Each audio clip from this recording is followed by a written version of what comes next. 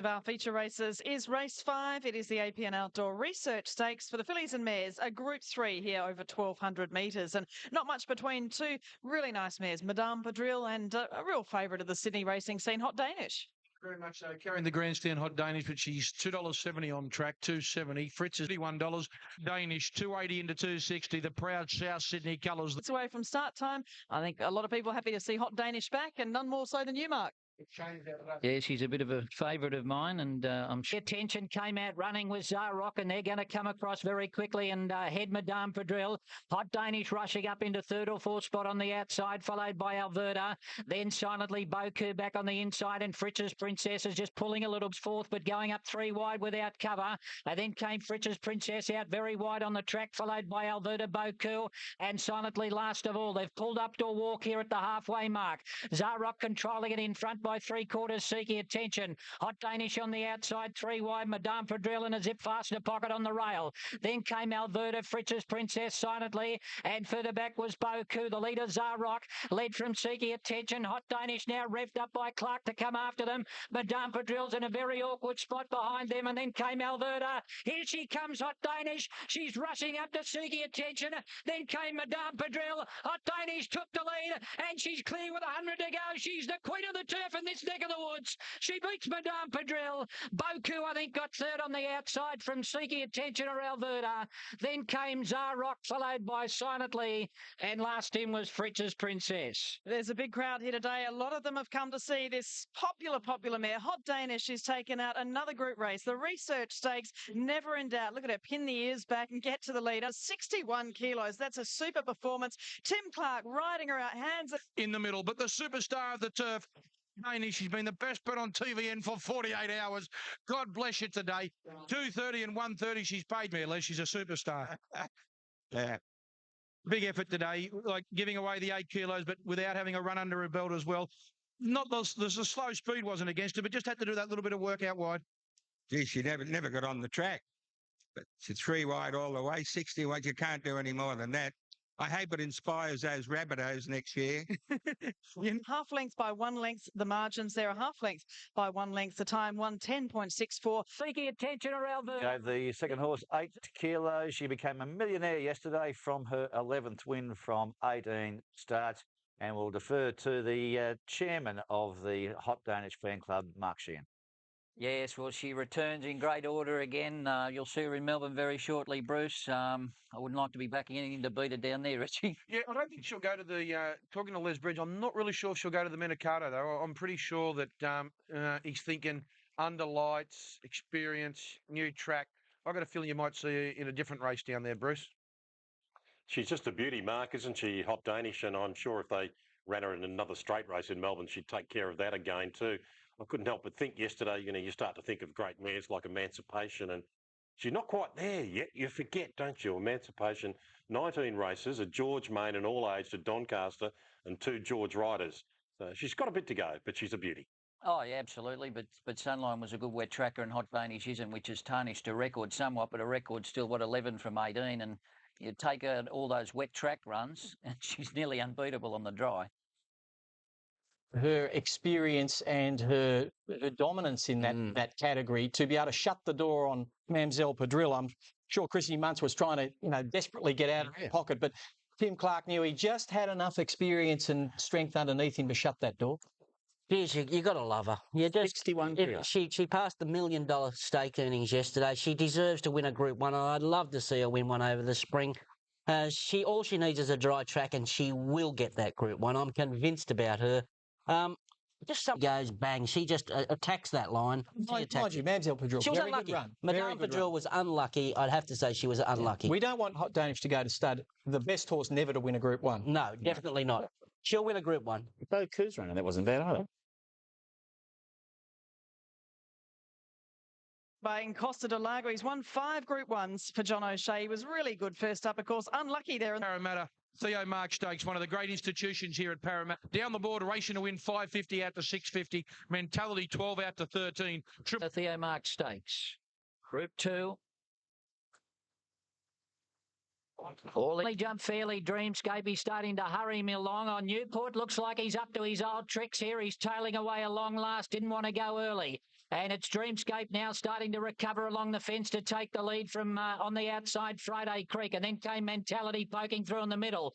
Triple Honour lobbing into a nice spot in the back of the leaders, fourth the rail, followed by Common Objective, and then came Rock Kingdom, followed by its Dreamscape just in front of Friday Creek. Triple Honour, Mentality. Common Objective is out wide on the course, and then came Equable. Rock Kingdom's in the middle, followed further back by Mr. Baritone, starting to slide up 3 wide, racing to win on the back of that trio, and then Briambo's Gift and 5 lengths to Newport. On the home turn, Dreamscape from Friday Creek. Triple Honour's had a lovely run behind them. It comes to the outside to start the run on, and then came Equable. Rock Kingdom was further back, followed by Mr. Baritone. Triple Honour raced up to Friday Creek. Rock Kingdom's a length and a half away, but starting to close in, and now he's out on Racing to Win. Bowman's Weave, some magic here. Racing to Win comes up and takes the lead with 100 to go. Oh, that's a magnificent ride. Racing to Win beat Rock Kingdom and Triple Honour. Then Mr. Baritone by Ambo's Gift, followed by Equable. Then Dreamscape, Friday Creek, Common Objective, Mentality, and Newport was last in. He's a marvel, the 7-year-old Racing to Win for John O'Shea and Huey Bowman. He's back to his best this horse. The blinkers on here today, and What about that, Johnny? The 60 and all. He's a superstar. Gee, what about that, Richie? Oh, He's a great horse, mate. He's a superstar. Everything was against him today. Oh, yeah, but what a great ride. And, mate, it's just, I'm really amazed. He's a great old horse to me. He's certainly been a great horse for your stable, but second up today, bad barrier, top weight. Everything was against him. The weight turnarounds. Going to have to give him a start. You never underestimate superstars. No, mate, it's fantastic, fantastic. Bit of a surprise, or you always had faith? No, we needed the run. You know, I knew the horse was going good. That wasn't a problem. We needed the run. Huey, give us the run. Isn't racing a funny sport? I remember walking out after the Warwick Stakes. I thought you were just looking to kick someone. Today, you want to cuddle everyone. Yeah, no, mate. It was hard to cop the other day. You know, we've been waiting a while for something like this, and it's turned today. He started a dominant favourite on the TAB at $3.80. They bet $7 on track. Huey, bad barrier, huge weight, a lot of things against him, but you never underestimate him. No, he's got a lot of class, this horse, and I was only looking at his record yesterday when we were at Cray Young's benefit lunch, and I see that he had 7 wins and 2 seconds, or something, 12 wins and 7 seconds, no third. So he's either there or he isn't, but he's been going well. First time in blinkers, and he just shot off. I was surprised how the win was dominant in the end, almost 2 lengths. Yeah, well, I thought when I was following Common Objectives through that I thought, well, I'm going to win, but I'll win by neck. But when he got out, he just put pay to them. It was really impressive. Well done, mate. Thanks. And we know Racing to Win is by Encosta. Race for Racing to Win. Outstanding ride by Hugh Bowman. 3 votes all round for him, knocking off Rock Kingdom and Triple Honour, heading towards $4 million in prize money. And John, a bit like Mark here in Melbourne, were you relieved to see him back in the winner's stall? I presume the answer's a simple yes. Yeah, any win's a good win, Bruce, and it's always a little bit special with Racing to Win, obviously, because he's such a special horse to my stable. But he'd had a good preparation leading into today, and we were just obviously concerned as to where we would end up from the barrier. But it was another great Bowman ride, and he was very patient as he always is, and it was the right strategy on the day. John, what is your gut feel about the preparation? Would you like to come to Melbourne again and try and correct what went wrong a few seasons ago? Obviously, Bruce, I'd very much like to, but, I'm a realist and probably sometimes described as a pessimist, but... But, you've got to acknowledge that he is 7. He is not at the top. He's probably his best days are beyond him, but he is in very, very good form. And, we just play it one run at a time, I suppose. Yeah, no third. So John, 60 kilos yesterday, beating a horse called Rock Kingdom, who's got form around the likes of Mick Mack and Metal Bender. Is that, given his age, is that nearly as good as he's ever gone? I think if you reflect back to when he won it as a 4-year-old, it was as good a performance yesterday.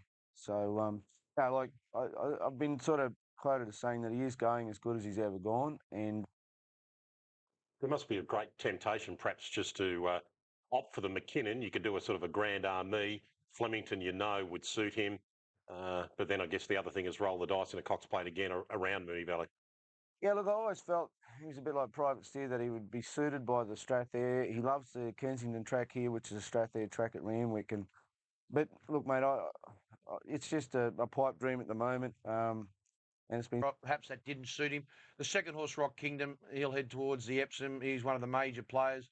Was a terrific ride. That was an absolute pearler of a ride. Mark got that one right. This horse drew one outside barrier. You just put him to sleep on the fence, rode him for luck. The luck come, but You know the skill? He made his own luck. The luck came, but he kept the horse's momentum going while changing course. It's a fine line, whether you knock him down or not. It's a real skill to be able to do that. That's horsemanship, and Huey should be proud of that ride. Yeah, look, he's back. He's back. He'll go to the George Main now, maybe the Caulfield Stakes, and what does he do then? The Cox Plate or the McKinnon? I'm not so sure. And he had a soft run, and he needed a soft run second up, and that's an amazing tool, these blinkers, especially for an old horse. Look, he's a 7-year-old now, and it's the first time he's had time in blinkers yesterday as well. Yeah. That's a dominant performance there. Rock Kingdom was very good first up. He was brave, wasn't he? He was awful in the trials leading up to that run. He ran well. He looked well and run well. I'm worried. This is the McEwen Stakes, first time run at this part of the carnival. Of course, Here the Angels won it 2 years ago, Capiro last year, but it was run later in the year. But this year, it's a perfect lead-up towards the running of the Manikato Stakes, to be run at night on September 25. And there's the market. Typhoon Z, an attractive $7 for mine. Nakani, 320 at the 330. Here the Angel. Moving in, Secret Flyer ready on the inside. I Am Invincible lining up into his place in the gates. He'll be out there on the pace, no doubt. Here the Angels comes in. And Mrs. Waters flew the gates from out wide, jumped in front of Valander, I Am Invincible and Typhoon Z. Secret Flyer straight out the back, and Nakoni was second last. Settling into stride now. Valander joined on the inside and headed by I Am Invincible. Mrs. Waters posted 3 wide, 2 lengths further back, Typhoon Z, Morgan Dollar. 3 or 4 lengths behind these, then Here the Angels, 2 Nakoni and 1.5 lengths to Secret Flyer. I Am Invincible led through the gap, 3/4 clear from Valander. Mrs. Waters the outside, 1 length away, Typhoon Z waiting for an out from Morgan Dollar. 2.5, here comes Nakoni starting his run from Here the Angels. Secret Flyer last gave the leaders about 7. Into the straight, I Am Invincible from Morgan Dollar, the first one to give chase. Nakoni comes on down the outside. Secret Flyer the widest. Morgan Dollar took the lead. Down the outside now is Nakoni coming after it. It's Morgan Dollar. Nakoni's coming home the better. Nakoni grabs the lead. Nakoni got up to beat Morgan Dollar. Secret Flyer might threaten the third. Here the Angels is with him in a photo finish. Typhoon Z, next one over. Then I Am Invincible, Valander and Mrs. Waters, all of the leaders folding up. Nakoni, too good. Class performance here, Greg. Nakoni wins in 57.5, slick time to 3/10 outside the record. The speed was hot. I Am Invincible, Valander and Mrs. Waters just dragging the back markers into the race. Morgan Dollar got there easily, but in the end, Nakoni. Class tells on the line. Craig Williams might have had some doubts. I had a feeling that he's in for a very good spring. And when you've got a really good one, you get a bit anxious. But all steam ahead for the Manikato. Very excited. He's got a couple of Group 1s this spring, but it's all about next autumn and going to Dubai. You did nominate him for Dubai this past season. You're a little tempted to like him as a 3-year-old, but this has been a long-range plan to get him there. Yeah, it was. I want to take him as a sprinter, and I think he could do it. And being Nakoni's, Niconero's brother, if he can get a bit of international Group 1 sprint form on him, he's a pretty valuable item. Of course, next time we got it just under 3/10 outside Miss Andretti's record. Nakoni first up and $3. Steve, obviously positive post-race comments we'll get to shortly from the trainer. And justifiably so. He's a pretty good sprinting horse, this bloke. Nakoni, very good fresh. That's a terrific win. Secret Fly was very good again. Morgan Dollar solid. Performance of the speed horses was pretty average, really, wasn't it? Even though they were trucking along, I'm sure Lee Friedman would be very disappointed with Valander unless there's some other explanation. Well, there's not. Stuart report, they were questioned and vetted. I'm Invincible in Valander. Nothing. Good to see him back in Melbourne. This is a very serious racehorse, and he looked $1 million yesterday. Loved the look of him. Secret Flyer, look, take nothing away from him. That was simply a step up from when he won impressively, and I think the story marks to the winner. He's the best horse in the race. The race was set up for him the way the way it was run. But look, he's already a Group 1er, and he'll obviously go to the Manikato, and he's the best be hard to beat. He's the best sprinter around at the moment in my book. I think he's the best sprinting prospect in Melbourne at the moment. I've seen a few of them. Nam coming up, the former Fian Stakes, a great reference towards the Cox Plate and races either side. But this is the perfect lead up for the Cox Plate. And what a lineup we've got here, despite the scratchings of Efficient and Co from the race. But there's the market on your screen. El Segundo's shorter on course, $5.50.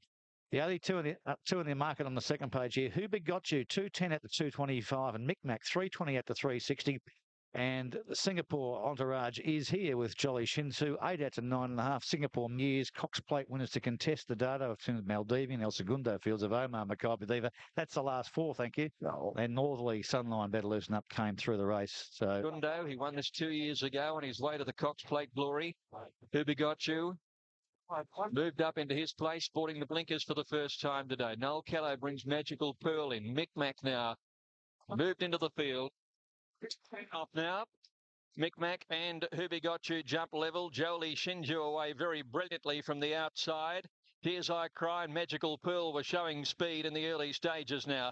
Settling into stride, and Jolie Shinju carves over from the outside.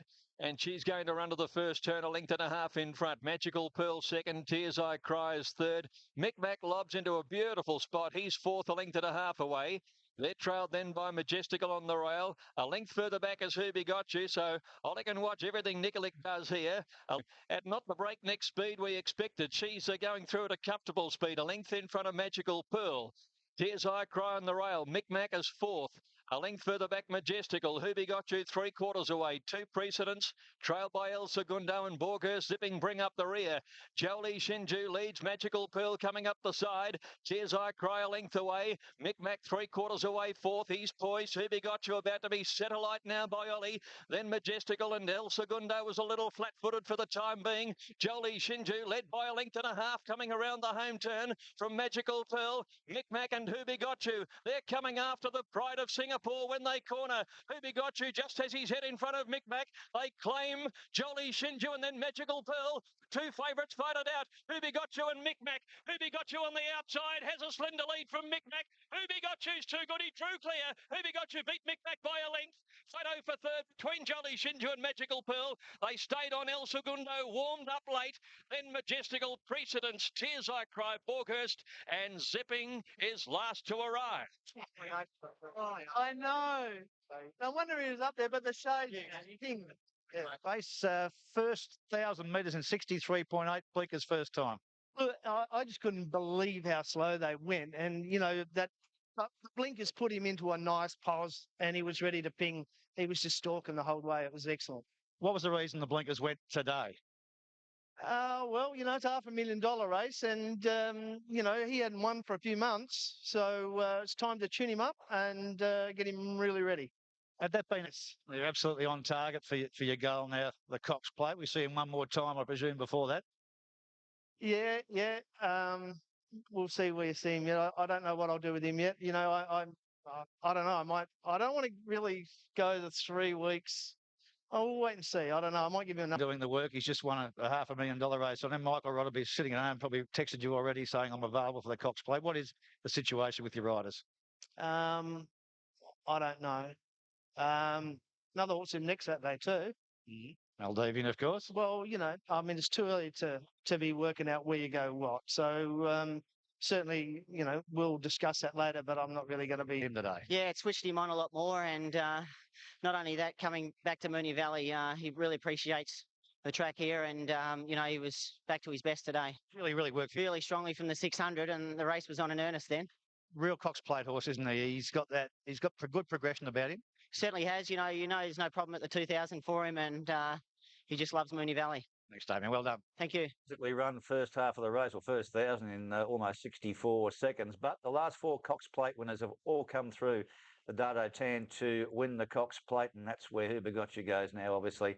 He's favourite yesterday. He's a short price favourite now for the Cox Plate. Micmac was sound. Jolly Shinzu, satisfactory, I would have thought. First up, fourth one in the race for D. Oliver. Steve, I don't know what you take out of that. It was basically a barrier trial dash home. Yeah, very much, Bruce. I mean, you've touched on that. They ran the first 1,000 in 1:3.8. The mares ran about 1:2, so 12 lengths quicker. So what it says about Micmac at a mile, I've got no idea.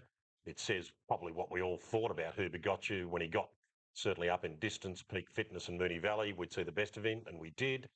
El Segundo was okay. Jolly Shinju, you know, they've got to lower their sights.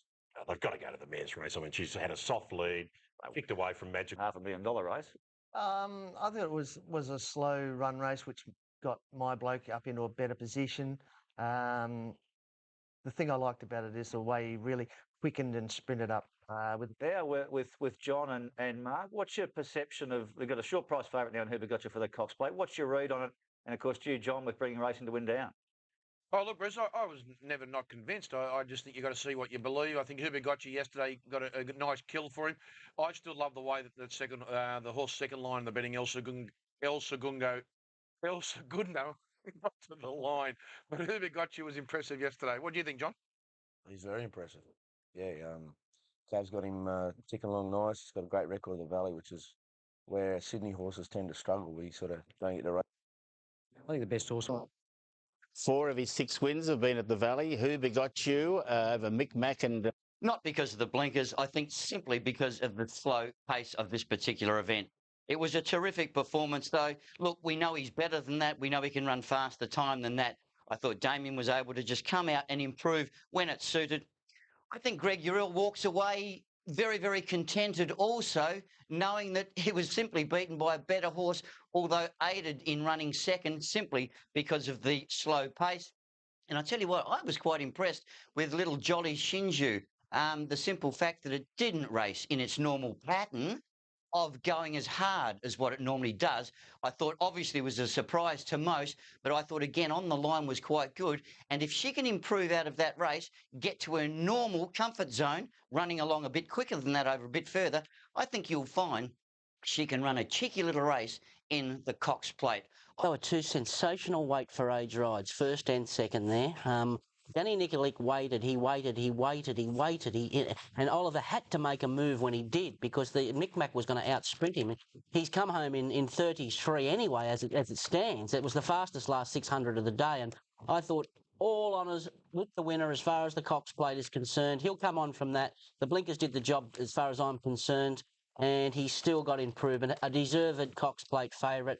I understand that Greg Uriel will be over the moon with Mick Mac, but over the moon as far as what race is concerned. The Cox Plate, I think that's so. a bridge too far. I think he didn't finish off. No, I thought it was the winner was the better miler of the two, and probably showed that over the last 50 metres of the race. But it came down to a test of acceleration. When she went slow, they clapped the speed on with about 600 to run, and poor old El Segundo, in his later years, he doesn't have that turn of foot, and he just got dropped by 2 or 3 lengths, put him out of the finish.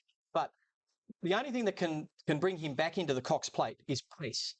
Enough pace in that race, and his lack of turn of foot that he showed yesterday won't be as big a problem. And it just put the last sectional for El Segundo was outstanding, 11.05.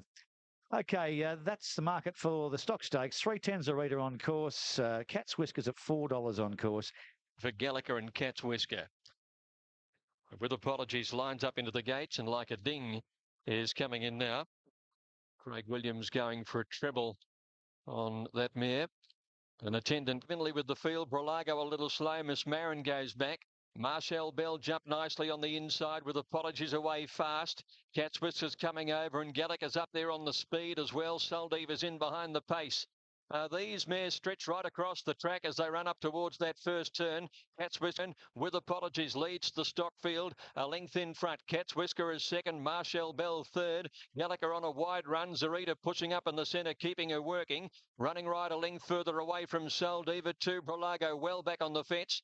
Followed by Sparkling Satine and Like a Ding, Miss Marin bring up the rear. Up the side with apologies now in a bunching field at the 600. Narrowly from Cat's Whisker. Gallagher out deep. Marshall Bell is waiting. Zarita pushed along to hold her place. Soldiva and Like a Ding around her. Sparkling Satine starting to loop the field, and no run for Running Right. With apologies joined by Cat's Whisker. Gallagher there but under pressure from Marshall Bell. Zarita, she's between mares. She's battling away only at the corner now. Cat's Whisker the leader from Like a Ding. Marshall Bell, Zarita in the clear. Soldiva sweeping on the outside. Cat's Whisker in front. Zarita Balance coming after a Soldiva wide. Zarita's lunging at Cat's Whisker. Cat's Whisker and nose, Zarita, I'd say. Close third, Running Right, got home on the rail. Soldiva on the outside, and then Marshall Bell, Like a Ding, Miss Marin, Gallagher. You'd have to forgive that run, and further back was Sparkling Satine, Brolago, and with apology. Looks like Cat's Whisker will win here. 13 over the tragically unlucky 1 Zarita. Number yet to be posted. We've put it up on screen here. 13 Cat's Whisker, 1 Zarita. Let's wait for the photo to confirm it. They've run 1:37 back here in the super slow-mo finish. Oh, by gee. One's got it. Sarita will get it on the outside. Sarita wins, beats 13 Cat's Whisker. She breaks through for Pat Island, who must have been aggravated. Oh, I did say only bad luck at beat her.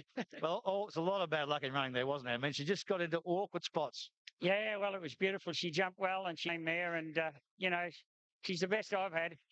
What do? Are you going to go back for another crack at the Cox Plate? She ran so well in that last year for you. Yeah, I think we probably will. Bill's well deserved. Thanks very much.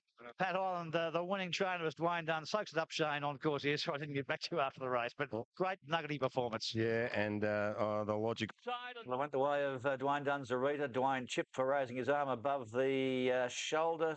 Cat's Whisker going under by a whisker. And Saldiva, Nick Hall, also chipped for raising his whip above the shoulder. It's fair to say, Mark, your horse had every conceivable chance. I don't think we got the $51, unfortunately. It would have been nice to get you $51.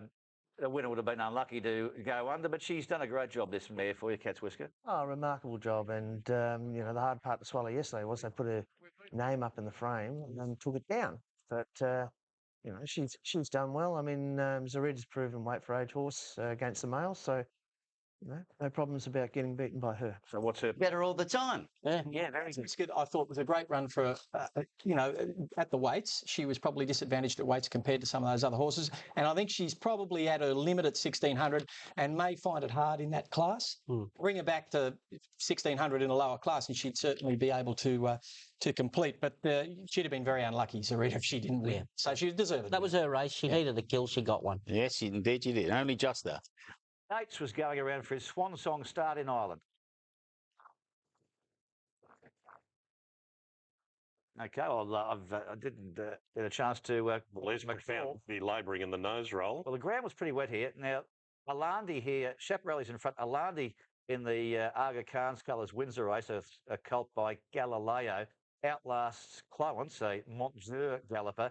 Now, for us, Profound Beauty was 23.5 lengths away, but they've blamed the ground being too wet for it. And Yates, here he comes, clocking in. See him walking over the line, poor old Yates. 4 straight Ascot Gold's Cups. He was, ground was too wet for him as well, but he'll go possibly to France now for the running of the Arc. We don't go to the UK, do we, Bruce? The show. These are very slow horses. Yates is a very slow horse. I had to bite my tongue the whole week at Royal Ascot when they were, falling in love with Geordie his Land keeps punching around. Yeah, they are very slow horses, and that's why. Markets over for the Cup, Caulfield Cup, and then we'll have a look at the Melbourne Cup as well. Vigor favourite. It's a new price I haven't seen before, $5.75. How does that work out in the old? That's a bit skinny. It's still a bit skinny. I mean, every year at this time there's a weighted certainty. Well, Howardfield Cup. Here's the Melbourne Cup market. Next week we'll see the Underwood Stakes. We'll probably see Sailor Gurr go around there. And Profound Beauty is the favourite at $18 for the... Sorry.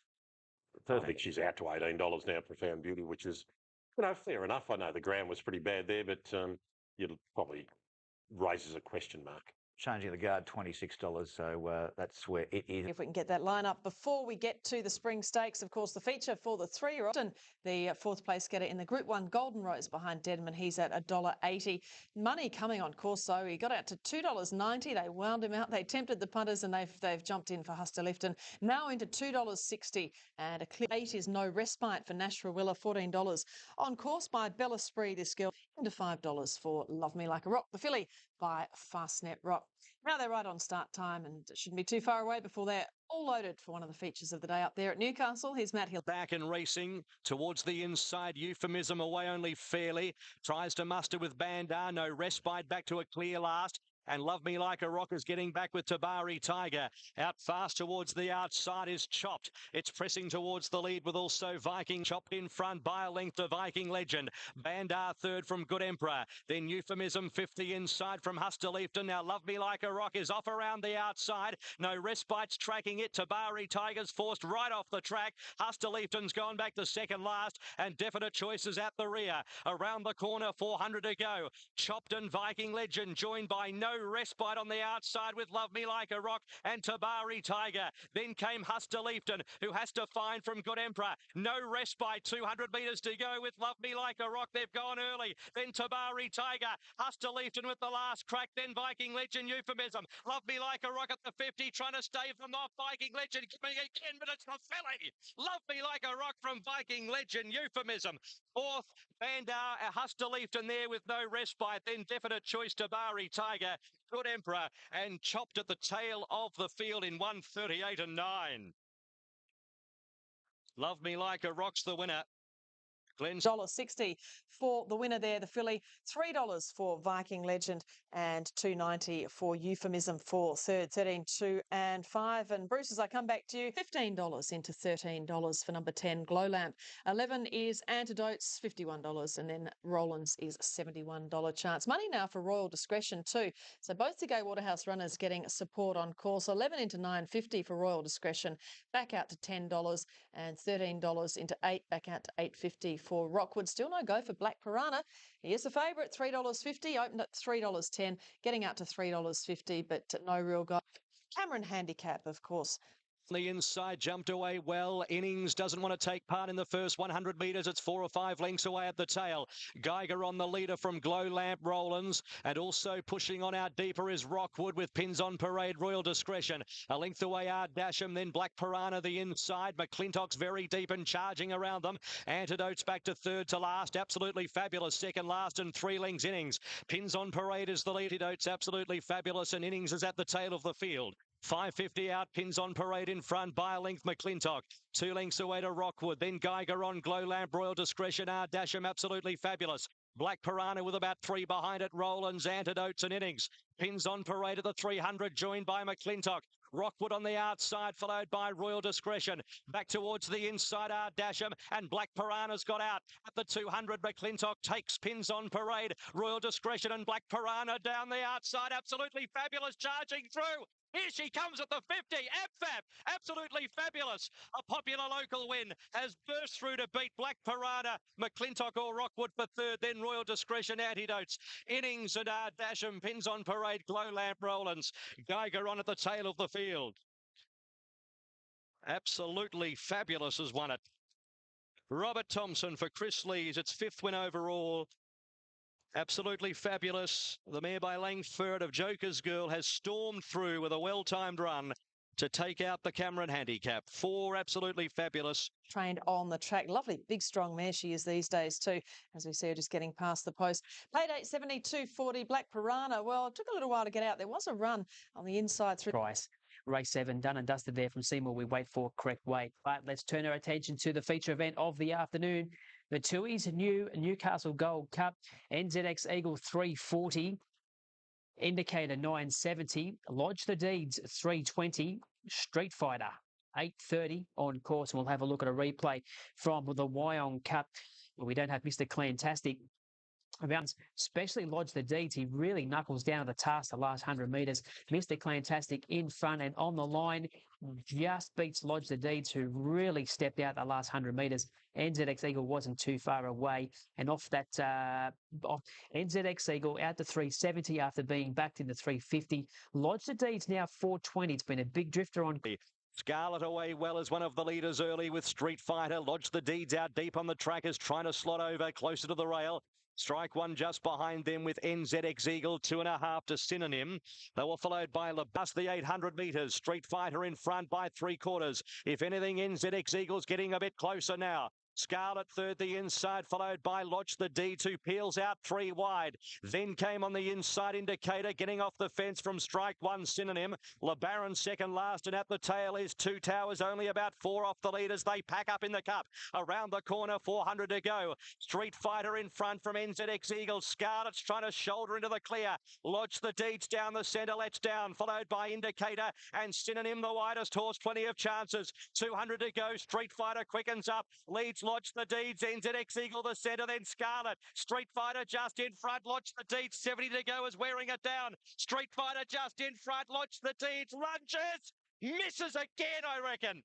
Street Fighter might last from Lodge the Deeds in a photo, NZX Eagle third. Then came 2 Towers Indicator.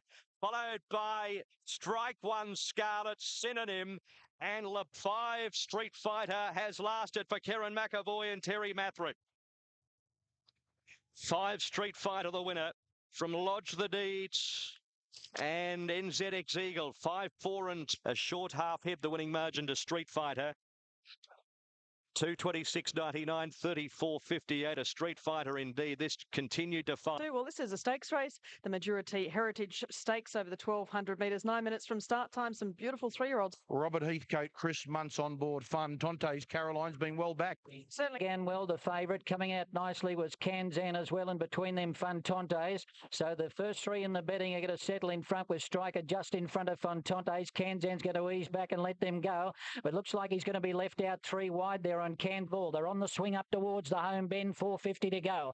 And the leader is Striker from Fontantes on the outside. McAvoy starting to urge Kanzan along. St. Augustine likewise in the centre. And then came He Went Bush, an excellent point. Fontantes went up and headed Striker. Cassidy starting to get busy on Striker, trying to come back at the filly. But it's Fontantes just in front. Striker rallies on the inside to almost get back on level turns. It's Striker and Fontantes. Striker doing better than the filly now. Drove through, hit the lead, and Striker won it from Fontantes. Third home was Sea Spur, and then Kanzan He Went Bush. St. Augustine failed to run on, and last in was Excellent Point.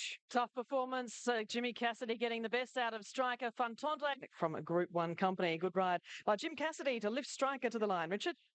Yeah, Jimmy times in 8 stars. All Cerise, and this horse deserved to win. He's been so unlucky all the way along, and he's Denman's.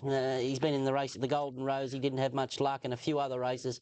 And he breaks his maiden with style here. He rallied. Second filly wanted to hang in there. Yeah, second filly pulled up with some lacerations to the hind legs. Well, that showed up there when you see that. Satellite Stakes, and the favourite Fist of Fury looks absolutely sensational here in the yard.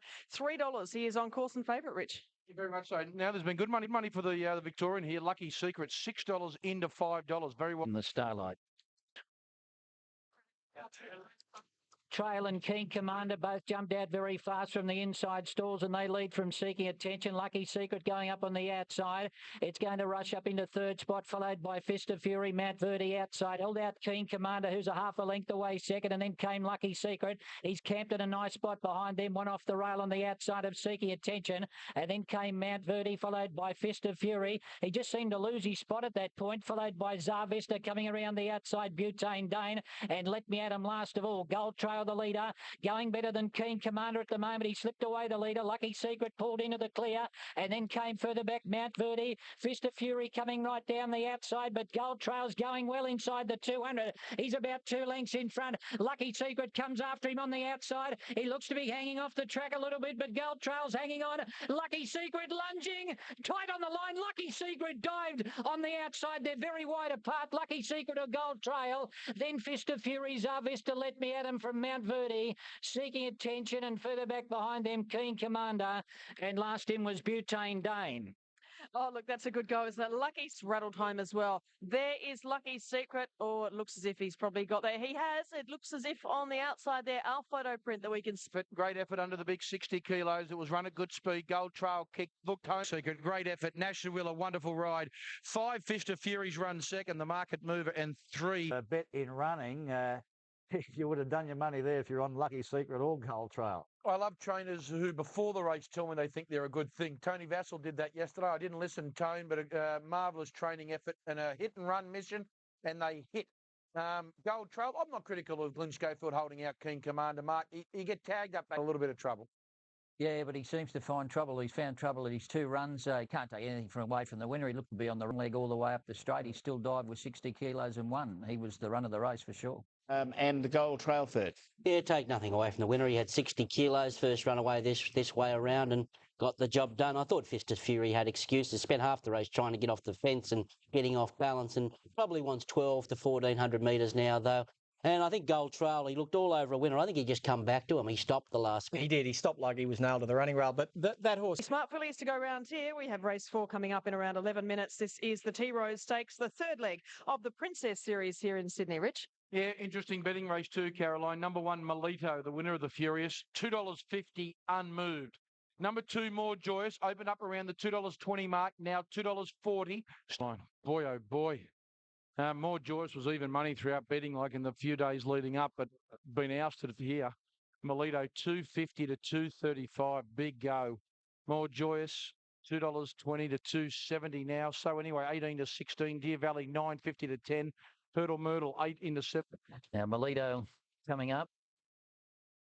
Interesting when these fillies get down to Melbourne, taking on the likes of... well, from the inside, so did Hurdle Myrtle, has got its head in front in the early stages, and More Valor starting to go up on the outside to make a line of 3. Melito dropping in behind those leaders shortly after the start. Mirasalo starting right up, only about 5 lengths covering the field. In the T-Rose at the 600, the leader More Valor, 3/4 on More Joyce. Magic Model, the outsiders third. Mirasalo next from Hurdle Myrtle and Melito. McAvoy now takes off 4 wide as they come into the straight. This will develop into a sprint home, and the leader More Valor from More Joyous. Melito coming down the centre is going faster. Race up on the outside to grab More Joyous. So the first and second favourites settle down, fight it out. More Joyous on the inside had a better kick at the 200. Melito's trying to wear it down, but More Joyous responding on the inside. She's the leader from Melito, and More Joyous is proving much too good. He sits up on the line. She wins it by 2 on Melito. Deer Valley got third, and then Hurdle Myrtle, followed by So Anyway. And then came further back Mirasalo, More Valor, and finishing last was Magic Model. Oh, one there for John Singleton. Gay Waterhouse. More Joyous takes out the T-Rose Stakes. That is great to see this filly back in good form. Beating here because Singo, he's lost Tuesday Joy, of course, the retirement or the broodmare paddock. He's also, of course, lost Joie de Nice, the dam of Sunday Joy and Tuesday Joy, and the grandmother of this wonderful filly here in More Joyous, as we see her getting to the front ahead of Melito. More than ready, the sire. On Simon. It was certainly, Richie, a very much a tempo-related race, which favoured More Joyce, but good to see her back in that form. Yeah, there's no doubt about that, Clarkie. Look, she hadn't been past 1,200 in her career. She was jumping from 11 straight to 15. She was, her first up run over 1,100, they walked. She got too far back. They walked yesterday. Wonderful ride, Nash. They zipped home in 33.52. I think Melito's tail was told 50 yards after the barriers when she was further back. I thought she'd be on the back of More Joyce. She was a pair and a half further back. The second horse went good. The third horse went good. There's no doubt about that. The winner, Mark, has she got a long campaign in front of her? She's not thickly set. No, well, that's the trouble with her. Like we saw her getting to the Golden Slipper where she'd lightened off. She was obviously a little bit older now, but just looking at the parade, even from one run to the next, she just looked a little bit lighter again. Whether she can go to the Flight Stakes, then go to a trip to Melbourne, you just got to wonder whether Gay can keep her up for all those runs. I think there you go. It was a walk, trot and gallop race, this, wasn't it? They sort of went very slow till about the 400, the corner anyway, and this filly just had too much turn of foot. I think Kieran McAvoy knew what was up, and that's why he made the early move to try and get up there and get into the fight, but just didn't have the turn of pace. Good filly. 1,100 to 1,500. Keep that in the back of your mind. She'll be... Yeah, but was it a 1,500? Doesn't matter. You know what I mean? Doesn't matter. It was a very soft 1,500. She hadn't had the base that the second filly had, the 1,200 and the 1,400. She'd taken on the older fillies in a slowly run race first up. She was always in control of that race, and she's the one to beat in the Flight Stakes. Without it. You're probably she's right. Delicate. I think she's delicate, and I don't think she's got many runs in her, but I think she'll be well. Alf? Absolutely sensational. She is a star. Yeah. I actually made, and obviously it's not going to go there because, Ron, everyone thinks she's still underdeveloped because I reckon this will get 2,400 metres. Oh, yeah, look. Oh, geez, I'll set you some odds on that. Well, yeah, I tell you what. No, you do that because I'll take it. All right. No, I don't think she's even nominated for the Oak, so I don't... No, but she's obviously not mature enough I yet. agree, yeah. But I tell you what, As a it is 4-year-old, maybe. outstanding. As a 4-year-old, maybe yeah. it could be a Caulfield Cup horse. Okay, Alfie, good comment. Some geldings in the yards here for one of the feature races of the day, the Gloaming Stakes. This race, the richest race on the program. Short price favourite, So You Think. He broke Grand Army's track record, even though he was second in the Ming Dynasty. He's $1.30 on the tote. He's $1.50 on course. $6.50 to $6. He's likely to roll forward and make the speed if you can count on what happened at Randwick last start. Racing in the gloaming, Shadowbuster and Bark both missed the start, and they're going to go back towards the tail of the field. Gathering came out quickly and went to the lead. Heracleon showing speed. King's Appeal's pulling fairly hard in the early stages going forward, and Romanus is starting to whip around the outside. So Gathering is the leader from Romanus going up to second. King's Appeal is third, still pulling double. Then came Heracleon, Beaveroo. The favourite, So You Think's about midfield. Looks like he's got in one off the rail. It is going along at a steady tempo here on Gathering. He's the leader by a length and a quarter on Romanus, Heracleon, and then came King's Appeal. Now Robles starting to up the ante in front, and further back was Beaveroo. So You Think is next, and Bowman pulls him to the outside. He's about to make his run 4 and 5 wide on the turn, and then Southern Sky further back behind them. Shadowbuster, Elucidation and Bark. Gathering's leader, he's had his own way in front. He led by a length and a half. Romanus, So You Think is starting to come down the outside out after the leader. He's sprinting fast. Bowman gave him a hit with the whip. He ducked in. Gathering still the leader. Now So You Think gets on level terms on the outside. He swaps whips now, Bowman, as So You Think wanted to hang in. He takes the lead in the gloaming, and this promising galloper charges away. Wins at 3/4 on Gathering. Back in third spot, Heracleon, and then came Beaveroo from Southern Sky, Romanus, and further back was King Sabile. Then Elucidation. Further back was Bark, and last in was Shadowbuster. So you think he's pretty smart? Well, he certainly is. This horse, So You Think, by High Chaparral, takes out the Gloaming Stakes for 2009. He does. So You Think. That was only his third career start, Caroline. He had to make a lot. Almost a dead heat. So I was just saying, he's won more or less won every race in training for by one. The best thing was, Bart, he had to make a long run to chase down Gathering, had a picnic, but he's got that little bit of dash still about him.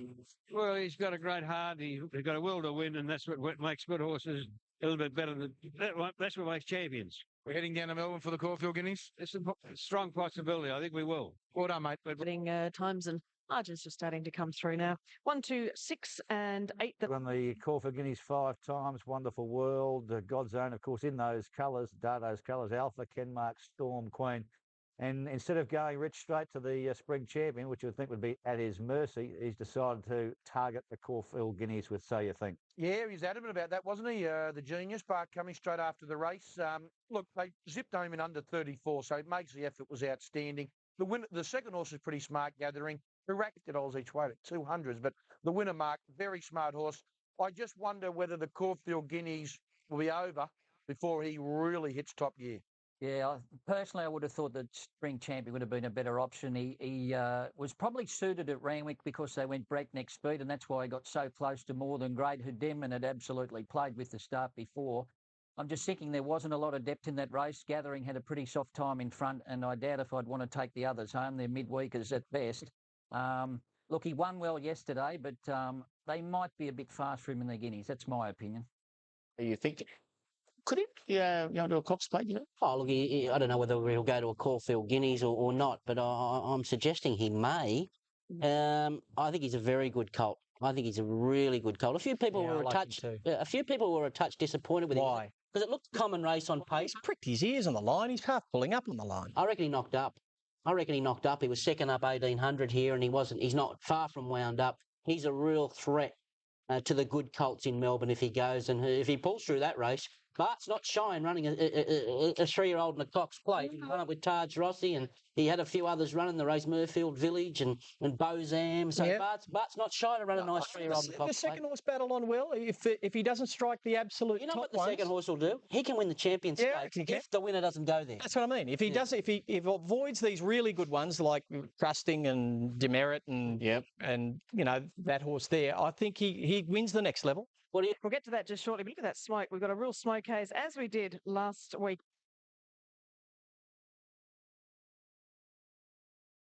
As you can see, we've got Vision and Power, the favourite on the New South Wales tote at 330.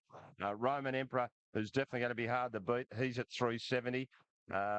No, I don't pulled in, so... After the start, the best out, Tyrannobar in the centre, Miss Marielle hunting up, and so is Zarvid on the rail. They made a line of 3 early. Roman Emperor going up to 4th, and then came Full Monty. Hume's a bit wide. He's trying to slot in midfield. One off the rail from Nothing Like a Cat. By a neck on Hume, and then came Miss Marielle, who's enjoyed a nice run back on the inside. Outside it is Roman Emperor. Then Tyrannobar, Nothing Like a Cat, back on the inside in 6th spot from Full Monty. Vision and Power. Pacino is still back second last, and Bid Spotter's on his inside last of all, and they're about 8 lengths off the lead. It's Zavid in front, with Hume on the outside, just about on level terms. Roman Emperor coming around their heels. Miss Marielle waiting for run near the inside. Zavid lugged off the fence, so there's plenty of room from Miss Marielle, and then came further back in behind them next. There's Nothing Like a Cat and Tyrannobar.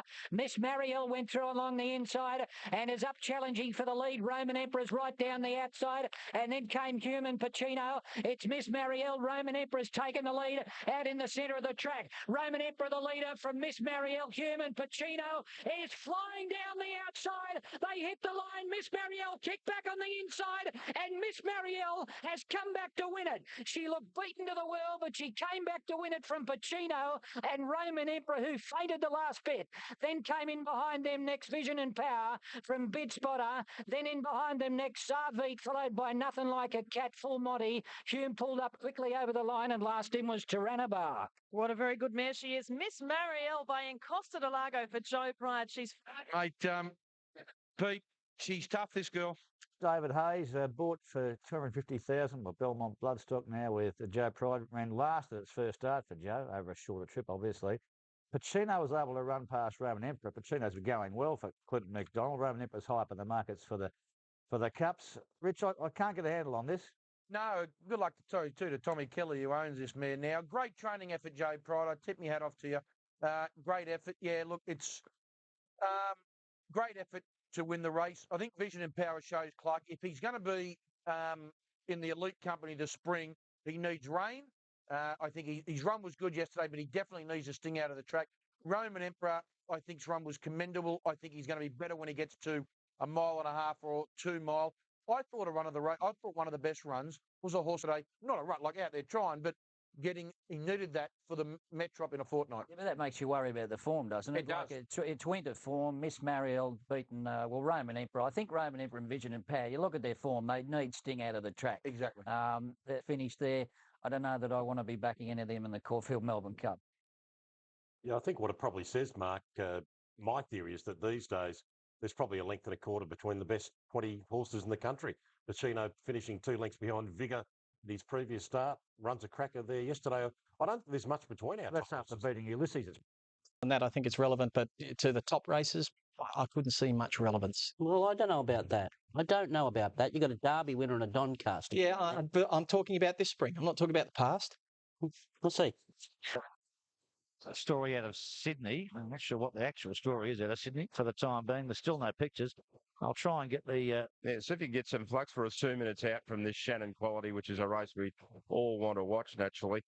Rangi Rangdu, a very exciting galloper, and so is Olon. Goes out early with metres. Drumbeats is leading for Karen McAvoy, and Rangi Rangdu with Glenn Schofield aboard. Now, they come together in the straight and eventually fight it out. He's starting to take off before the turn. This will develop into a sprint like the T-Rose earlier in the day, and then came further back Music Review. It's Drumbeats the leader from coming up on the outside, Stratfly and Rangi Rangdu. Though Lonro didn't have their zip, and Rangi Rangdu is now racing up, but he took the running of Stratflyer, who got squeezed right out of it in the middle. Rangi Rangdu went to the lead from Drumbeats, who comes back on the inside. It's Rangi Rangdu and Drumbeats. Drumbeats and Rangi Rangdu. Drumbeats is lifting on the inside. I think he outgamed Rangi. Yeah, that's probably the first time many people have seen that race with the big... Yeah, but Thomas must go to the horse who was first over the line and held it on protest from Rangi Rangdu. Drumbeats, McAvoy and Schofield both suspended. It's a bit of a Clayton's one. They don't miss a Saturday. They get two and three meetings. Rich, the protest, I suppose you have a throw at the stumps, but right decision.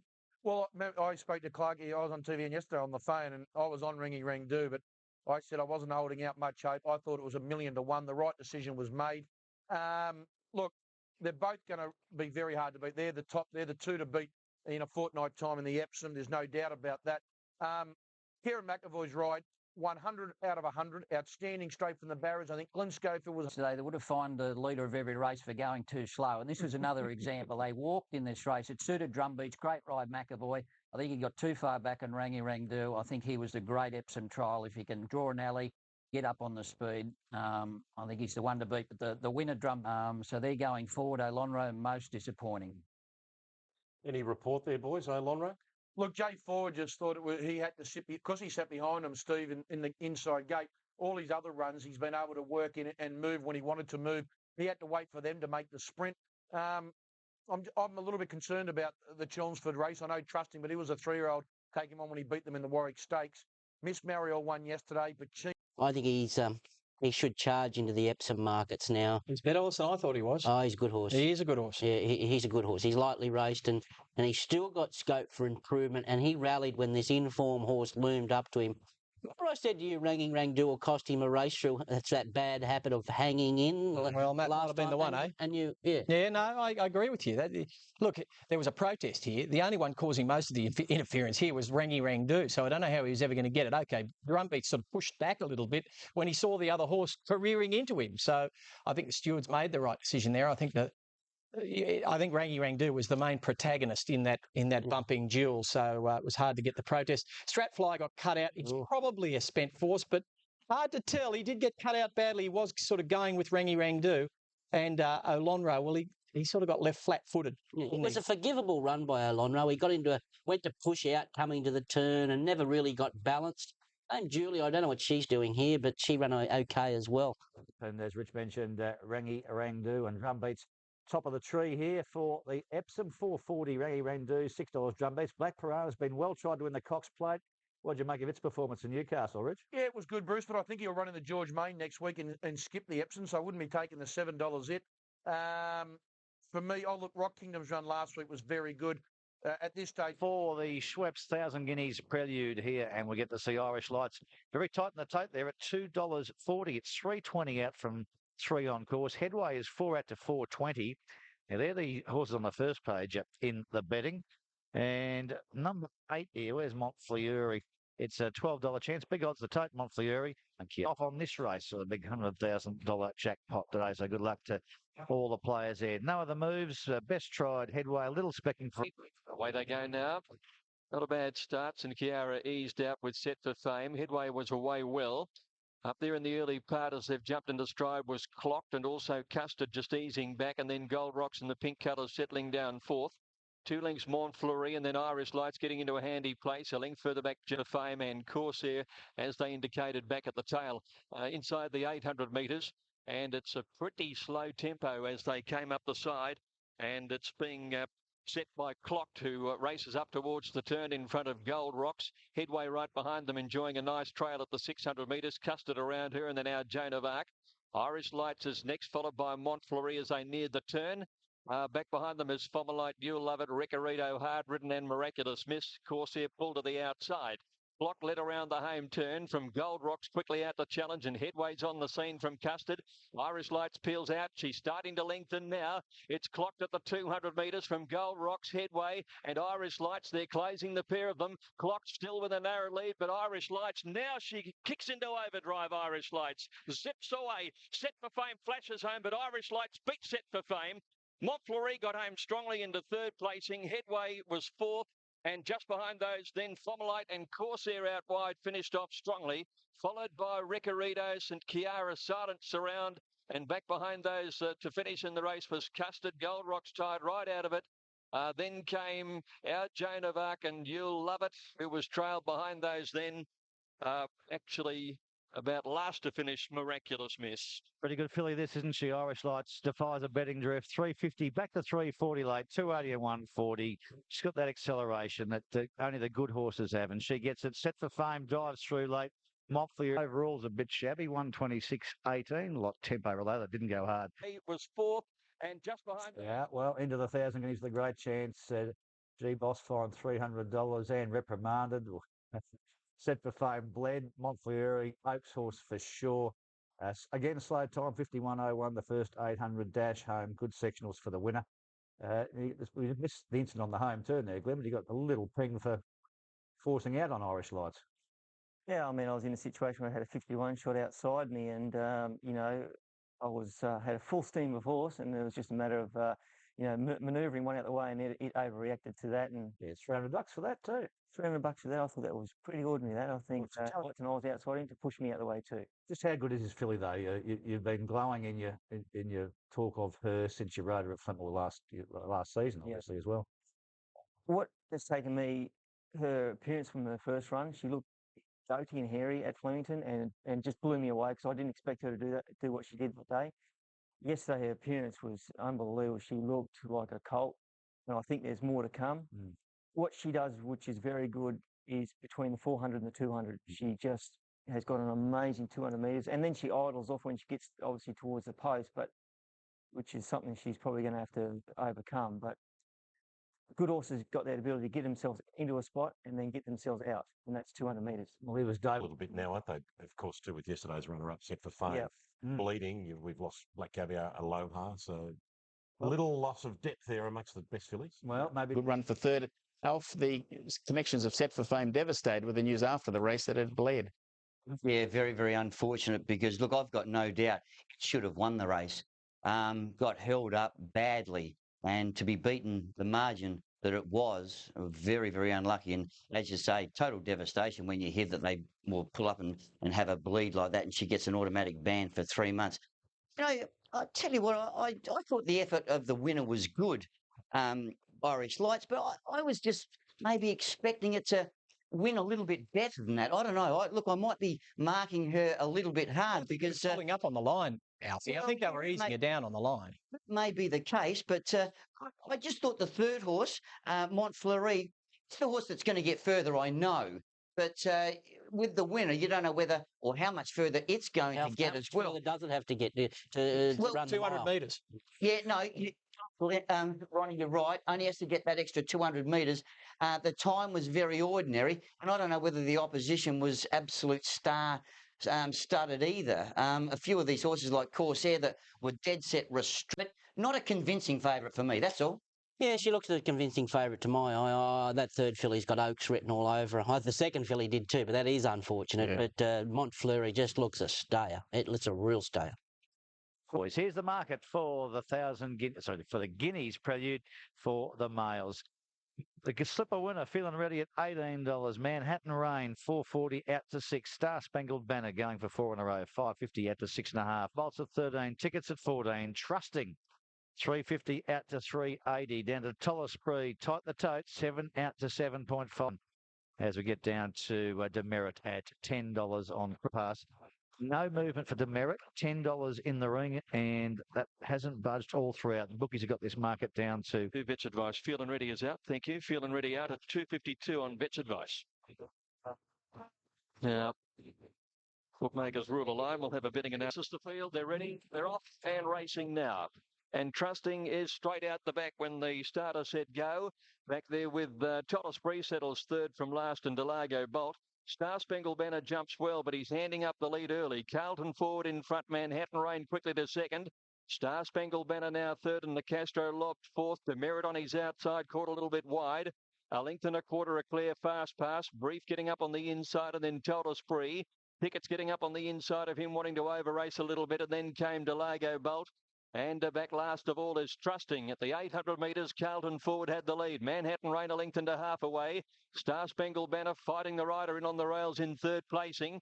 And then came Demerit, still appears to be caught a little bit wide. Nicastro next being scrubbed along to try and find his stride. Oh, Tickets met some trouble back in the field. Briefed about midfield on the rail from a clear fast pass. Back behind those horses is Tollesprit.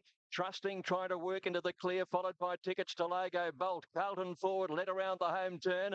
Manhattan Rain's had a good trail right behind him. Then Demerit pulled out. Star Spangled Banner looking for the way clear. A clear fast pass coming now. Carlton forward. It's tackled by Demerit and Manhattan Rain. They go to the lead together. Then a clear fast pass, and next was Trusting. It's Demerit and Manhattan Rain fighting it out. And the Trusting flashes home. Demerit or Trusting lunges at him. Demerit or Trusting. Either Manhattan Rain or Star Spangled Banner for the third placing. And just off these to finish in the race, Nicastro, a clear fast pass. Pickets who ran into awful trouble before the turn. Carlton forward weakened. Pelago Bolt towards the end with Brief. And Tollesprit's finished distant last in the race. 12 a winner here. Demerit for Darley. They've got the favourite for the Caulfield Guineas, of course, with Denman. And now they produce off a Cranbourne maiden win. Demerit stalling off the fast finishing Trusting. Outstanding performance. He's got the Guineas written all over him. He never really looked to be motoring until the last little bit. Manhattan Rain responded to very hard riding from Shin. Look, This Trusting, my word, he's some galloper. And once he gets to a mile, you'd think he's going to be very hard to hold out. I couldn't see any of now, Paul. You know, look, there's no fluke in what he's done today, and had no luck. Still was too good. You've got Denman, who's the favourite, obviously, for the Guineas Prelude. Obviously, the begs the obvious question, and because you've had Denman down here, how can you line them up? He was always behind the eight ball a little bit. Just immaturity was stopping him from getting to where he should be. So we've always sort of kept a limit on his starts that he's had to date. No doubt there will be again this time through. We've always had in mind the autumn for him, and you know, we've got to seriously think about what's going to happen next. Okay, the soft option maiden, was that? That's the biggest, you know, plus that can come out of the race.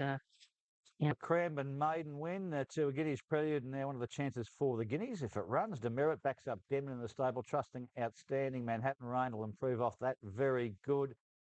Tickets nearly fell, and the Castro no luck, and it all blew up at the start when Feeling Ready was scratched. Steve, what a race! It was quite extraordinary, wasn't it? They ran half a second quicker than the Group 1 Sir Rupert Clark, and this is, we've said it many times in recent weeks, we've got a terrific prop of 3-year-olds trusting on outside of picture there. Obviously superb Demerit, very tough performance for an inexperienced horse to do what he did. And I think Star Spangled Banner was a certainty beaten. Yes, he was unlucky. Yeah, should have won. Much better at 1,600 metres, but well, Denman toyed with him at in the Golden Rose, and I think he'll toy with them again if he comes through the Stan Fox. Okay. Now, Clarkie, what happened with Feeling Ready? I've got that many phone calls. I tried to ring James, and then in the report, does it say that there's nothing wrong with him? Well, even the report's wrong, Rich, too. What happened was behind the barriers, Brad Riller suggested to the vet that the horse didn't feel quite right in his action, and he was trotted up, and the vet decided to withdraw him on vet's advice, obviously, believing the horse. The Caulfield Guineas 420 Trusting, 450 Denman, and So You Think. Oh, Rich, that'd be wrong then, wouldn't it? If you think it's only Trusting and Denman, you got So You Think at $4.50. Yeah, I think he's unders, Bruce. So you think? Cranbourne, Al? Graham, he won a Cranbourne maiden by 5 lengths, and I guarantee you he could have won by 10. He finished second behind Black Caviar. So we knew that the form was going to stack up for a race like this, and whether he got the right run. It was a bit of a wild card in the event. There's no continually battle to the line. Trusting, absolutely awesome. Ridden deliberately to go back, probably cost itself a little bit. And, you know, I really thought just entering into the straight probably just lost momentum there for a little bit. Gee, outside of those two horses, Manhattan Rain, it can improve. It had to be ridden aggressively to get up outside the leader. Time, we probably saw one horse that's going to be right there, and that is Trusting. He's pretty good colt, the winner. He's only second up there. He's got a sense of timing about him. He's outstanding, Trusting, but he's starting to look like the second coming of Telesto to my eyes. That is outrageous. That is, look, as much as I love no Telesto. tactical speed, whatever. I'm saying he's outstanding. He's in his first prep. What? He's in his first prep. It's going to be a long one by the sound of it. Look, what I'll say about Trusting is I don't think he ever got on his Melbourne leg yesterday. I think he raced on his Sydney leg. And I think he raced terrific. I thought he would. And that might have been why he was unable to accelerate around the bend. He seemed to be losing ground around the bend. And when he got flattened out and straightened up in the straight, then he produced his best. I think he's outstanding. I think if he draws a good gate and gets the right run, I think he'll win the Caulfield Guineas. There's a horse in it called Denman. Do you remember that? Yeah, I think that's been kicking his backside. I respect Denman. I think he's a great young horse, but I think Trusting's a better horse. By the way, that win chasm is one of the chances here. Raffaello's the top pick, though. Got some more news out of the Guineas Prix. We'll get back to that later in the day and wrap it up on Trackside today. Chasm's a $9 chance on course. Gold Salute, $6.50. Mr. $4.40 chance on course, and you can see the tote there at $3.70.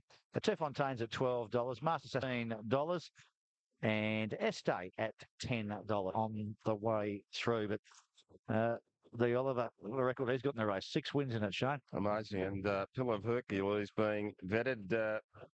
Can anything more go wrong for Peter Moody this spring? I know he's missed the start by 6 or 7 lengths. So a disaster early. And Master Assassin, Turfontaine the first out. Jungle Ruler whipped around the outside and took over the running now as they settled fully. And Rahib was 4th, Chasm was 5th. Von Costa to Hero 2 lengths away from Mr. Baritone and Rios. Pillar of Hercules pulling his head off midfield from Midnight Mustang, All-American and Raffaello. Orange County outside him, and then Stick Pin Famous Roman. Back behind them is Pinnacles and 2 lengths a stay. 700 a run. Jungle Ruler the leader. By a length, Turf Fontaine, a length, Master Assassin, Rahib and Midnight Mustang off and running. 2 lengths, Von Costa to Hero. Orange County deep out next from Chasm, nowhere to go, and then Rios and Mr. Baritone. Next, Pillar of Hercules, All-American, Stick Pin well back on the fence.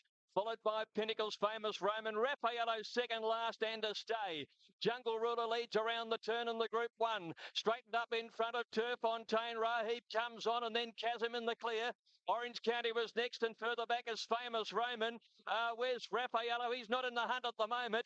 With 150 to go, Turf Fontaine being tackled by Rahib on the outside. Turf Fontaine in front of Rahib. Stick Pins flashing home. Raffaello flies, but Turf Fontaine's won it from either Raffaello or Stick Pin. Close up Famous Roman and Rahib, and behind them All American Pinnacles. Further back Masked Assassin, he's followed in by Chasm, and then Jungle Ruler.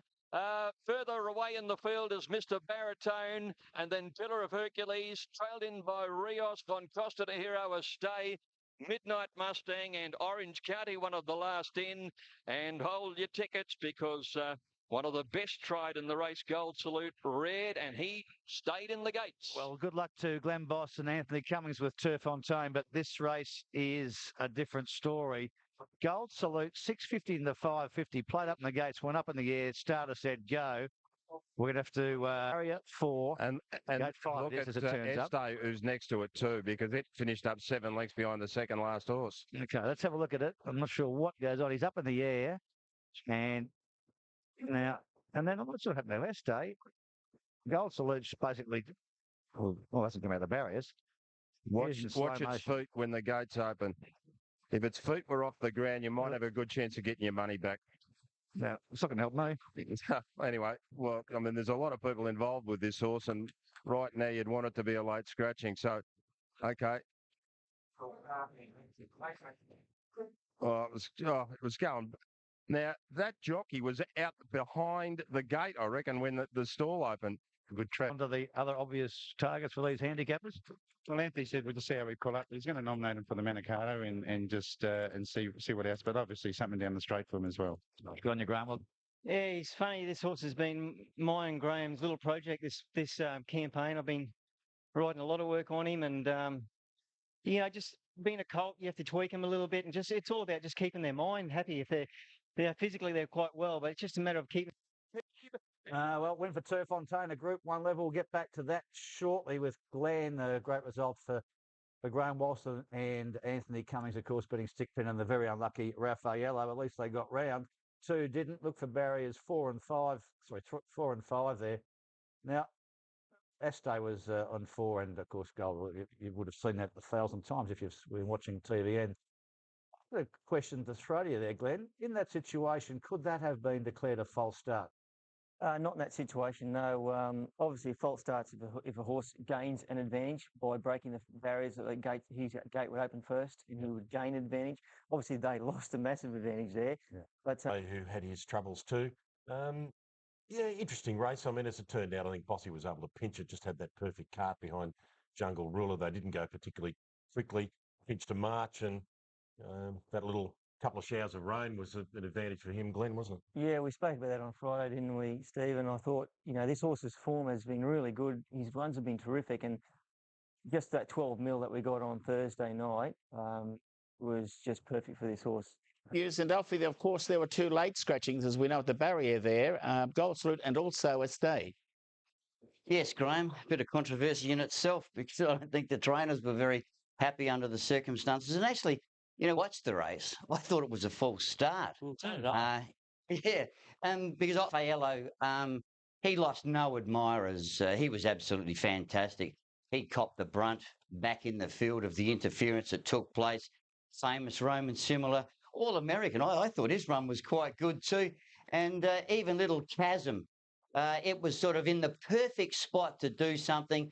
Got up on heels when all the little bits of interference took place. Made it a bit messy, but then again, we do know that the winner's still a very, very good galloper. You make your own luck in Group 1 racing, and this Swiss winner did exactly that. He made his own luck from a perfect ride from Glenn Boss. Look, It was a funny race when that... It was a mess. It was just a complete mess. It was a mess, The only that race. observations I can take out of the race was Raffaello was one of the best things beaten I've seen on a race course. And I think that famous Roman is absolutely flying this preparation for Mayfield Smith, and I'm going to keep tabs on him. We can get to see them for the Group 1 Rock Ebony Underwood Stakes. Of course, all the drama. The favourite, of course, is Who Begot You. Stable had no luck in the previous with Raffaello. And they've got the fave here in Who Begot You. He's 240 at the 250 at $2 on course. Efficient 31, View 26, Maldivian 15. We'll get back to them shortly. Tight 5-2 chance for the Tats Cox plate. On course today, 250. There's been plenty of action on this race since Wednesday. So much of the action already taken care of with the big punters. Heart of Dreams 8-10. Predatory Pricer $11. Respective Vigor. They're off in the Underwood now.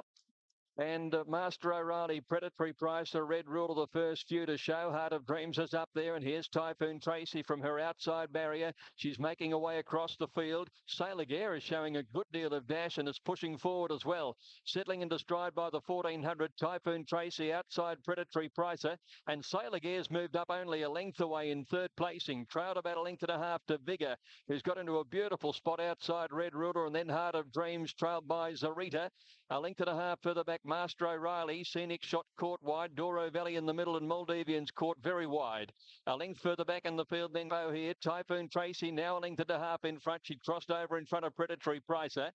3 lengths further back is Sailor Gare. Red Ruler on the rails in fourth placing. 2 lengths to Vigor. Maldivian on a wide run at the 800 still.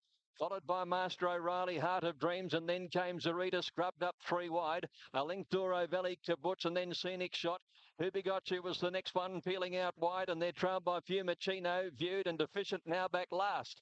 At the 500 metres, Typhoon Tracy comes towards the turn, 3/4 clear from Predatory Pricer, Sailor Gare, and Maldivian still running on around the outside, followed by Vigor, Red Ruler, Heart of Dreams, and next Who Begot You, and then Zarita. Typhoon Tracy led narrowly from Predatory Pricer, Maldivian under pressure, third from Red Ruler, Heart of Dreams, and then came Who Begot You. At the 200 metres, still Typhoon Tracy narrowly, Maldivian, Predatory Pricer, Vigor's trying to get through, running out of room, and Heart of Dreams and Who Begot You are flashing home on the outside now. Cross the track, Heart of Dreams hitting the line strongly. Heart of Dreams has won it from either Who Begot You or Predatory Pricer. Red Ruler boxed on, then Maldivian, Typhoon Tracy, Master O'Reilly.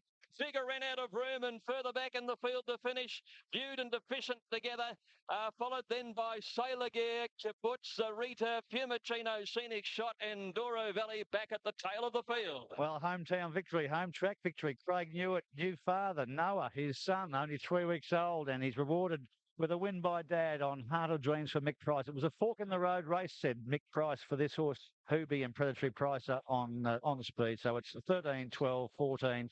And Maldivian, what a run him. He's worked throughout and he's held him for fourth. Amazing. In the week, it was a fork in the road day for this horse. Well, it is. It probably means you have to go to the Yolumba now and onto the Cox plate that way. So he had a nice run in the race, and I thought he settled pretty well, because I thought he might have been a little bit on the fresh side, but he settled really well. So I suppose you go to the Yolumba and test him over 2,000, and so much for the Turak. Did you need to be convinced? His horse, he never runs a bad race, and his run the other day was a lot better than what it looked. He got smashed pretty much the whole race, and today I just wanted to let him sort of find his feet a couple of lengths further back, and got a beautiful drag into the race from Maldivian, and Who Begot You clearly headed him, but he just doesn't like to end this horse. So that's probably a positive. Good one. Maldivian was fabulous. Dear me. Back early midfield, which we don't usually see, and then he goes on a... What you get, they've all run up to expectations there. Oh, most definitely. I thought the 2 runs of the race were...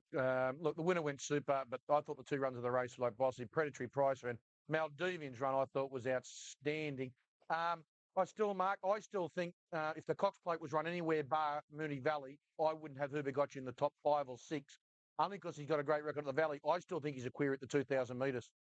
Yeah, you might be right. What about him on the quick backup? Like, he was beaten in the Derby off a 7-day backup. He was beaten in the Queen Elizabeth on a 7-day backup. And again, yesterday's on the 7-day backup. And probably we expected him to win a short price favourite. But again, he's beaten there. Do you think there's a worry with him there on the 7-day backup, boys? Absolutely not. Rich, we'll get you down here. We'll line you up a Cavs joint, and we'll sort out the top 5 chances in front of Who Begot You and Maldivian. No, we're sticking solid down here with him. Actually, here's Michael Rod to take it. He peaked at the 100. Sort of had to make a long run from about the 700 with not much cover, so made it a little bit hard, but he just didn't have that dash that he normally does have in the finish. So, it was probably a little bit tough after backing up after last week, but I'm sure it's the last time we have to do that. It's a huge run. Look, he's doing a lot wrong at the moment. He's got the blinkers on. They've got to come off. This horse is getting beaten half a length at the best class races. So if he can just learn to relax and switch off, he's going to be very competitive in whatever he contends in. Oh, what a run. Horse is second up over 1,800, and I gave him a ride that he had. He was 3-4 wide the entire. I asked him, he just increased along the back there and looked a winner. For the type of run he had, he's entitled to run probably 8 lengths further back. So, what a top horse. Very pleased with him. He took a nice position in the race and had a pretty good run. Got held up slightly coming around the turn. His last furlong was very good. Yeah, look, he ran well. Didn't get a lot of room from probably the 400 or 500 on. But certainly didn't cost him victory. He probably would have finished a length or so closer. She ran okay, but probably struggled at weight for age at the 1,800. We thought we had a soft enough run. Here's the sporting bet market move changes for the Cox Plate. Richie can do his own market here. Begotcha's at the 380. Elsa going to at the 850. Movers, Maldivian 13 to 10. Heart of the Dreams 26 into 10. Poetry Price of 15 to 11. Trusting, we'll get to it later. 21 into 13. So you think, ditto, 34 into 16. The Caulfield Cup. But at this stage, I'd say El Segundo is the one to beat. If else, I think it's got a good chance. Whoever got you, don't get me wrong, Bruce, but he's still suspect at 2,000 and $3.80. He's entitled to be $8 or $9. What do you think, Mark? Well, I'd like to be on him at 8 or 9. Not that I think he can win. No, I couldn't back him at 380 just yet. I'll tell you on the morning of the race what I like. Long way off yet. And I want you to stick to your opinion, Rich. You can't backpedal now and say, I still think he's got a good chance. Can he win the Cox Plate or not? I don't think he can, Steve. No, I don't think he can. I think Heart of Dreams will beat him every time they clutch there. He beat him when they met in the far lap out here. Middley, Hoover got you, found trouble. Look, he's a great horse, he's no doubt. A lot of great horses can't run. I think he's a miler. I don't think he's a 2,000-metre horse. All right, Mark, you and I, Snowy, even Glenn, although he's not allowed to do it, we'll have 9,000 to 1,000. Who begot you in the Cox Plate, Rich? For charity. Well, that you or Bruce would get money out of your own pocket, have a bet. Turn it up. Right, let's go on to the... Pricer got back on track after having the nice run. Still a little bit concerned. He wants to get on the bridle that little bit, and he had to come off the fence to race outside the leader there. I still thought his effort was solid. Maldivian, geez, what a run was it. Absolutely fantastic. Stepping up from the 1,200 at Flemington to the 1,800 yesterday, I thought his run was simply awesome. And we know he's going to run the trip right out, and he is right on track for another tilt at a Cox Plate. There's no problems about that. Red Ruler good. Bigger, I wasn't disappointed with this performance. He just got sort of when it presented itself. But then again, it doesn't matter because he's in the Caulfield Cup. Danny only has to keep him ticking over and training him perfectly because he'll probably win the Caulfield Cup. Master O'Reilly solid. Typhoon Tracy won't run the trip. And Efficient, I thought, was very, very effective, and so was Viewed. Outside of that, disappointing. Well, I couldn't disagree with anything that Alfie said there, only to say that if you swap the runs of the first two horses with the third and fourth horses, I reckon you'd swap the result because they both, Hoobie got you, okay, he had to come wide, that's his pattern, but Heart of Dreams had the best run in the race. It was a beautiful ride. Mick Price had him right. It was a great effort. I love the run of Predatory Price. It did it tough. Maldivian did it tough. They were the two best runs in the race for mine. And I couldn't disagree with anything else that he said. Yeah, it's amazing how form stands up. You go back to the Far Lap Stakes at Rosehill back in August. Heart of Dreams beat Who Got You and Predatory Pricer. They did the same thing in the Liston. They're all around the mark there. And these horses, there's not a split inch between them. It comes down to run-of-the-race stuff. As far as the Cox Plate's concerned, I think it's advantage Predatory Pricer. And I tell you what, Maldivian and Maldivian. Horses that run well in Cox Plates previously run well again. It's a bit of a specialist race, and I reckon he's right on. Well, I think they made, well, at this stage, I think Who Got You's a $5 or $3.50 favourite for the Cox Plate. I'm anticipating that Maldivian made up plenty of ground on his stablemate there to become right back into calculations, and Predatory Pricer just got to knock that freshness off him, and he's back into the mix as well. Who Got You'll get beyond 2,000 metres? I was a little disappointed with him. I said, he's got him covered on the turn. He didn't finish. He was on a backup, so you expected him to be hard and ready to go in that Group 1. And I'd have to say I was a touch disappointed with him. Ron, I think which is a very highly rated horse for the Caulfield Cup, and he needs to get into it. That winner was beyond by bold expectation. I've never heard of it. There's the betting naturalism stakes. Good support coming for Light Vision here, Shane. 7.15 to 6. The horse we're all keen to see. 260 out to 270. $3 on the tote. Let's go to the mounting yard for Coolmore, Australia. Mr. Kareem in the quad here. Hullers now in the ring. Light Vision 7 into 550. It's the sporting bet market mover here. 560 on the tote. Down to Hissing Said there was 10 down to 8.5 low, now at $9. Speed Gifted though, $3 on course, 280 on the tote. Run it. And Hissing Sid a little slow near the outside. Speed Gifted is steadied in the early part of the race too. Sandsweeper immediately out looking for the lead from Tinseltown. Majestical Field Hunter and Light Vision pinged away. He's right up on the speed, although a little wide at the moment. And then Figure of Speech, Renewable, Tinseltown drifting back. Borghurst and Gyno were next, and then Cat's Fun, Red Lord, Zagreb, Speed Gifted. Followed by Kate. Light Vision was further back, a length and a half away around Field Hunter, who looks to really race fiercely over racing there. Borghurst out very wide. Tinseltown next on the rail, and then Gyno. A length further back as they go past the 800 metres is Cat's Fun taking off, and then Zagreb trying to get onto its back from Red Lord. Speed Gifted. Hissing Sid is still towards the tail, followed by Cape Cover and Ista Kareem. They're inside the 600 metres, and Borghurst on an early move had gone up to Renewable and Sandsweeper. Light Vision running on. Zagreb coming around the outside. Majestical can't get a run at them, and then Gyno followed by Hissing Sid. Borghurst leads from Light Vision. Zagreb. Majestical got the run on the inside and tackles them. Further back was Hissing Sid. Majestical at the 200 metres went to the lead, but Light Vision is coming on, and here comes Gyno now, and Red Lord getting up on the inside. Majestical tackled by Light Vision and Red Lord. Red Lord getting right up on the inside. Red Lord finishing the better, and the money from Light Vision and Majestical. Close up was Hissing Sid out wide. Gyno in a good race. Speed Gifted made a late rally out wide, but was never going to win it. Followed then by Zagreb. Ista Kareem made some ground with Cat's Fun, and further back was Figure of Speech, and they're trailed then by last to finish. Good day. Wraps up here for Anthony Cummings with a gem ride from Damien Oliver on Red Lord, who gets into the Caulfield Cup now. You know, he'll be going that way with... For the time, let's have a look at these interim dividends. 12.30 and 3.60 for Red Lord. Light Vision 2.10, well back, just missed. Majestical, right on, 4.10. Fantastic ride by Oliver, who had to wait. Mark Zara suspended out of the race, rider of Tinseltown, when Field Hunter was checked there in the straight, as you saw. Light Vision heavily back, good. Speed Gifted. Now, compare the sectionals here, Steve. Red Lord has gone 46.63, 23.2, 11.7. Speed Gifted 46.45, 23.39, 11.96. Not much between the winner and Speed Gifted. No, I thought Speed Gifted was more than satisfactory the way that race unfolded, along with horses like Hissing Sid and Cape Cover. Yep. The New Zealander, he ran very well. Recent years, we've seen, Torquay, the Caulfield Cup winner, run a similar sort of race to Speed Gifted in this. The following year, Maldivian ran second. The Douro Valley was runner-up in it. So it's been a solid race for recent years, and I think it was a solid race again yesterday, and particularly with those horses who made some ground. Well, Lee Freeman Speed Gifted in the match shop, and here's the market for that. All the Turnbull Stakes, he's very happy with the way the horse is going. This market will change big time, Rich, if Speed Gifted stays in Melbourne for the Turnbull. 460 for the match shop. It might be the better option for Lee, would you think? Yeah, look, I'm not going to question Lee, but if he comes, most definitely one of the players, I think, ready to lift. Down on one particular occasion, but back on track now. Light Vision covered ground very good. Majestical had the nice run and battled on pretty well. Speed Gifted, well, I suppose it got down to tactics and what the instructions were. From where it drew, it began well. They elected to go back.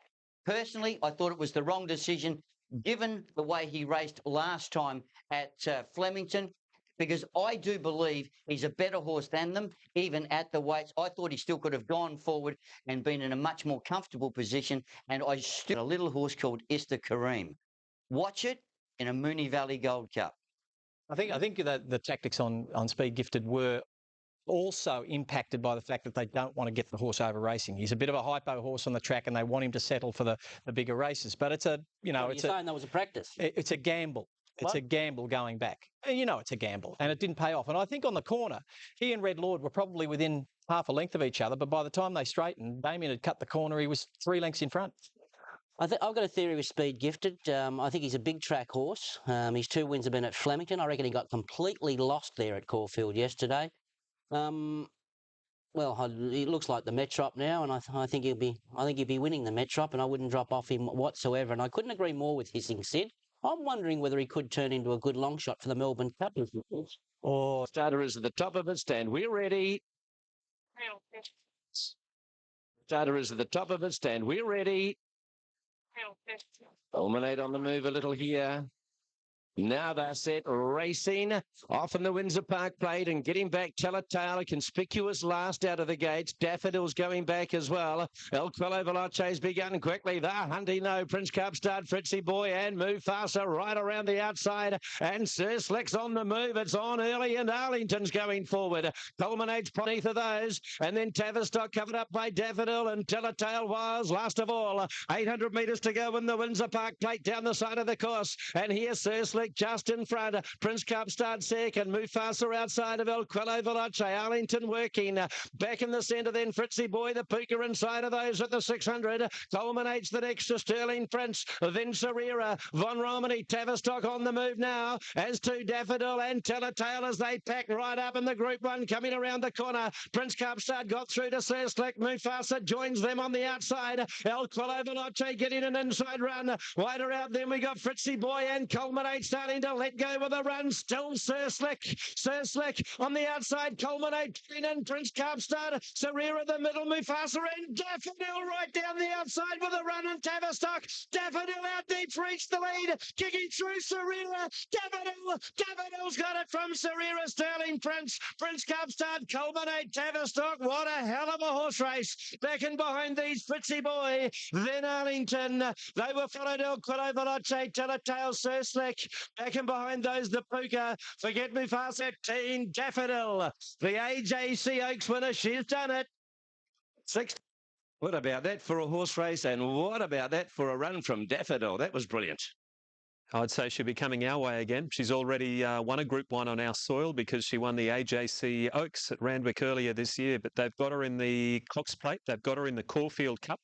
So I would suggest... Now, Serera has run a big race. He's getting close. And Sterling Prince, 13, 1 and 7. No doubt. Did beat Serera. We've got that form measured up. Move Faster, the favourite and horse of the year in New Zealand.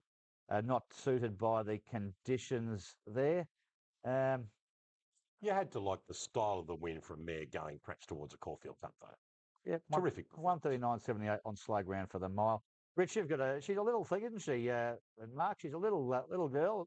4-year-old mares in Caulfield Cups. We keep saying have got good records. Suppose we can test that theory too. Yeah, not so much in the last few years. We in the seat on Daffodil. Vigor. Can't get that $5.75 anywhere. I'm not sure what sort of price that is. Here's the movers on your screen. Retry price of rating to 10. Now, Steve, 26 into 11 for Daffodil. Give us that mare stat. Well, I'm just looking at the recent history of the race, and you don't have too many, do you? Go back to 96, we've got Arctic Set and Ethereal as your 4-year-old mare. So what's that, 2 in about 13 years? So it's not as if they step out and win it every year. Well, Malvina's going to go around the Caulfield Cup, 35 into 21. At 21, you can have a look at Cav there. But don't you think, Steve, 575 is just way unders? Oh, absolutely, Rich. That's something we'll agree on from now until ever. Finally. Let's go back to the Melbourne Cup. First look at the Melbourne Cup so we can get some agreement here. A lot of changes here with Sailor Gur's performance yesterday had been favourite. Vigor $8.50. Faster O'Reilly the firmer there with Efficient. Ease of Sailor Gur, big firmer Daffodil. Roman Emperor firmed up on that performance, which we've questioned, Rich.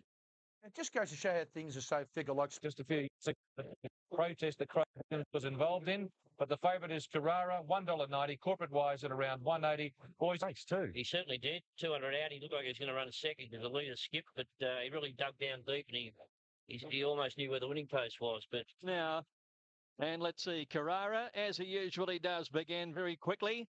And Miamichi was away fast. Red Colossus presses on. And Extra Zero just off them. Point Pain is pushing up.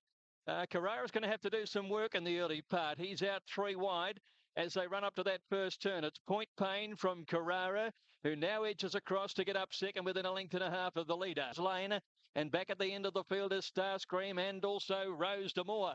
Nearing the 600 metres, Point Pain leads by a half. Carrara running second. Red Colossus a length away. Miss with Attitude putting in a run. Miamichi the inside. Human Nugget starting to make ground. Now Williams says go on the favourite Carrara. Point Pain couldn't go with him, and it's Carrara by a length. Red Colossus stays on. Miss with Attitude threatening on the outside, and then Extra Zero. It's Carrara for home. Leads by a length and a half. Miss with Attitude. Extra Zero getting up on the inside. Carrara the leader from Extra Zero. Miss with Attitude. Carrara a fight on his hands. Extra Zero driving hard. Carrara, Extra Zero. This will be close. Carrara and Extra Zero. Not really sure. Miss with Attitudes run third, and then River's Edge, Red Colossus, who was trailed by Miamichi, Yuma Nugget, and further away in the field, Starscream didn't come into it. Rose D'Amour was second last to go over the line. Point Pain Weekends is last. It's a photo. It's very tight, Greg. It looked Extra Zero to my eye on the inside, but you can never ever dismiss this outside horse, Carrara. Tony Basil sitting with us. Tony, what's your gut feel? Oh, look at the photo on the big screen. Carrara's got his head out right at the line again. A great stakes. One's got it. Carrara's got it. Well, there you go, Tony. A bad judge. I thought we got beat. So did I, mate. I thought the inside might have nabbed you right on the line. Where Craig and I decided to go was the better footing. There's your photo, Tony. Yeah, I can see it there. Don't want to look at it again. He's one of these. Two in the bigger races. I think we have to be realistic. Times this preparation 5 times in his life. Well done to him. $1.75, but gee, they went out in 62.6. It was made for him, and he's flopped over the line. And Craig Williams diplomatically saying after the race, I'll leave a Caulfield Guineas decision to the trainer. What would you think of that, Rich? Oh, God bless it. I was watching on my phone, Bruce, at the football up in Sydney. I was almost ill taking the $1.75, but they paid. I thought it was a shade disappointing winning. There's no doubt about that. But he got the money Friday. But yeah, Caulfield Guineas, not for me. Miss with Attitude. I thought she was really good over the concluding stages. Admittedly, not all that far away. And even Harvey. Yeah, look, he's a lovely horse to winner. I think that's as far as he wants the mile. He's he's done a terrific job. And as you say, Alf, he's been up a while now. Maybe he's coming to the end of it. But I'm convinced that's as far as he'll run a mile. The second horse has to be the run of the race. He's second up. He's only had a 1,200-metre run this preparation. It was 3 weeks up to the mile there. So you can only see upside to a horse like Extra Zero. For the running of the Champagne Stakes. Of course, Avenue's full sister, Virage de Fortune, won this race the previous year. She certainly did. She was a very, very good filly, Virage de Fortune. And a little bit, well, Pete's not too concerned. More than welcome to. The last time someone did it was Tony Basil. He got the photo finished with Carrara. We are a good luck chum as they move into the barriers. He was out the gate on track, 280 out to 330. Here's Greg Miles. Come Hither missed the start by about a length, and Rostover goes back as well. Avenue was the first one to show out from Miss Belliesa, pushing up My Girl Helen with Little Gem. Just off them then Lucha Del Mar, drifting back worse in midfield. Come Hither's gone past her, and also Quick Blush. Rostover's got over onto the fence. Girl. Avenue almost a length to Little Gem. My Girl Helen a length away third from Miss Belliesa. Lucha Del Mar picking up ground on the outside of Come Hither. Rostover's starting to work into it near the inside, but she's just running out of room here as they come towards the turn. Avenue in front of My Girl Helen. Rostover now sees clear daylight. She goes out to chase Avenue. Avenue by 2 lengths into the straight. Rostover running to second from My Girl Helen. Avenue clear with 100 metres to go though. She's spearing away from them, Avenue. Too good. Back to Moonee Valley. Avenue by a little over 2 lengths to Rostover. My Girl Helen ran third. A break then to Quick Blush. Blush up made a little ground on the in. Lucha Del Mar. Well, she was a big drifter on track, 380 out to 280 out to 360. I don't think too many punters thought she'd get out to $3.60. Turfy, never, ever going to lose. What about the grip he had on this filly scooting around the valley again suits? Yeah, no, it looked a nice race for her. I thought she was in the valley, and Luke Nolan put his trainer's hat on and told Peter Moody, don't run this past 1,200 metres. Moody toying with the idea of running in the 1,000 guineas.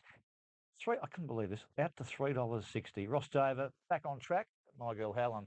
These horses on the speed near the front. Well, I was surprised you got that odds, considering like Irish Lights beat her, but she thinks. Caviar, of course, Pete's other very good 3-year-old filly out for the spring, but disappointing, isn't she? Because she's a draw card. Oh, absolutely. Sawside, obviously back on track on Friday night, and look, made the opposition look ordinary. Rostover, I thought Stephen King gave it every conceivable chance. And I'm more inclined to think, and I'm not trying to be critical, I'm more inclined to think that it has not improved from its 2-year-old days. I think she's a very sharp filly and reminds me a lot of her sister, Virage de Fortune. I think she's just a sprinter. There's no doubt about it. She's a sprinter. One that on course, there's your tote screen. $5 Apache Cat on course. Lucky Secret 460 is equal favourite with 6 Nakoni. $5 about 7 Micmac, and the shortest of the remainder is number 9 Swift Alliance. There's an $8.50 chance in repeating. The Anthony Cummings pair, Dewporth we knew was out. Solo Flyer came out with the track downgrade today. Going to go. So, you know, we believe that we can drop him back here tonight. You know, he runs here tonight. Hopefully, we go on to the Schweppes and possibly. And the big Group 1 of the evening about to go. What a race it promises to be. They're set, racing, and a beautiful start too. Swift Alliance and Lucky Secret away very quickly, and they're pairing down in front of the 3-year-old Wanted. Micmac is up there and Russetting pushing up on the rails as they settle down, but Swift Alliance with enough speed to show out. In behind those horses, Danley on the inside of Feel and Ready. A length and a half, Turf Fontaine, and they're followed then by Secret Flyer. Apache Cat back second last, and Nakoni was a length and a half away last. At the 700 metres now, and Secret Flyer moved up, and he's gone about a length in front, staying well off the rail ahead of Swift Alliance, Wanted, and Micmac right behind these. Russetting a length away on the fence, followed by Feel and Ready. A length to Danley, another length in the field, then to Turf Fontaine, Secret Flyer, Apache Cat, and Nakoni last, but he's starting his run. Coming around the turn, Lucky Secret leading narrowly from Wanted, Swift Alliance, Micmac, Russetting the rail, and further back Feel and Ready. Nakoni starting to wind up. He's 5 off them. It's Wanted going to Lucky Secret around the turn. He takes over the running. Then Micmac, Swift Alliance, and Nakoni coming. It's Lucky Secret fighting back. Wanted a half head in front of Lucky Secret. Here's Danley. Danley's getting out of the pack. He swaps them. Danley wins a Manikato. Feeling Ready flashed home, he might get second. Wanted is up there with Nakoni, and Apache Cat finished it off late. Further back in the field then was Micmac, and then came Turf Fontaine. Lucky Secret stopped in the straight, followed then by Secret Flyer, and then came Russetting, and Swift Alliance Wiggins to be one of the last home. Wow, what a race. And he was solving that horse, Terry. Absolutely. All we needed was that split, and it finally came 200 metres out, and he's got a sizzling finish. And just when the Golden Slipper winner, the winner, Feeling Ready, just got the split and went bang. And that's a terrific win there. What a moment in the career of young Rosehill trainer Chris Waller. A magnificent young trainer, 3:12 and 6 confirmed by the judge, and Dan Lee. He's got this turn of foot, this magnificent burst on him. What about Wanted to? Ones, I know it's what you're after in your career, but did you come here expecting that tonight? No, not really. I know we've got a good horse, so that always helps, but you're in foreign territory, so you don't never expect too much, and great ride, great horse, fantastic result. Why'd you pick this race first up from? You did have options in Sydney, but you brought him straight to Melbourne? I believe he's a weight for H horse, and Group 1's are what counts, so we've had a crack and we've won it.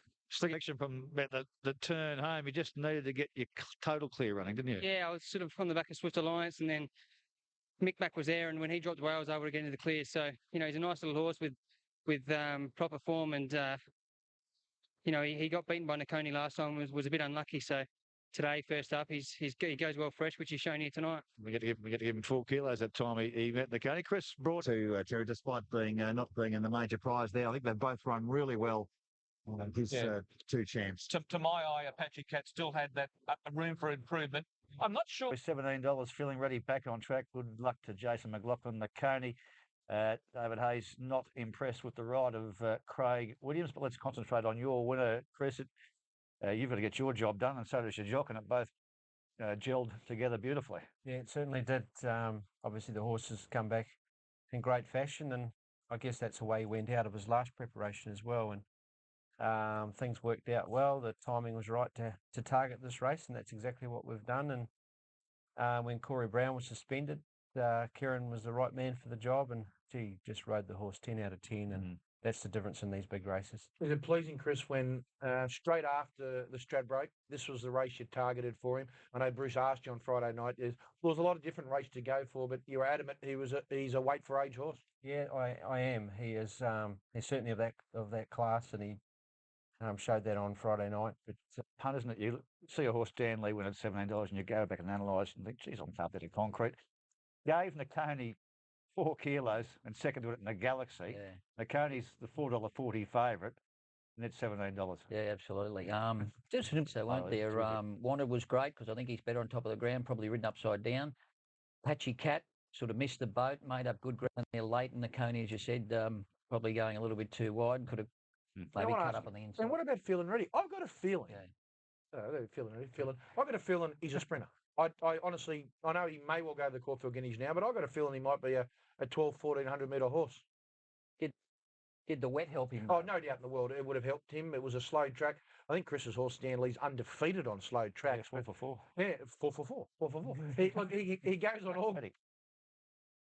He just lost a couple of lengths on the corner. You'll see about 3 horses there bumped together, and he's just a bit awkward around that corner in the wet. But when he sort of knuckled down at the 100, he made up 2 lengths real quickly. So on the bigger tracks, he'll be hard to beat. Good to see him back in some sort of form again, though. Yeah, exactly. A bit of controversy last start, but obviously the horse was flying. If anything, he was probably a little bit fresh today. So look out next time. He just had too much work to do.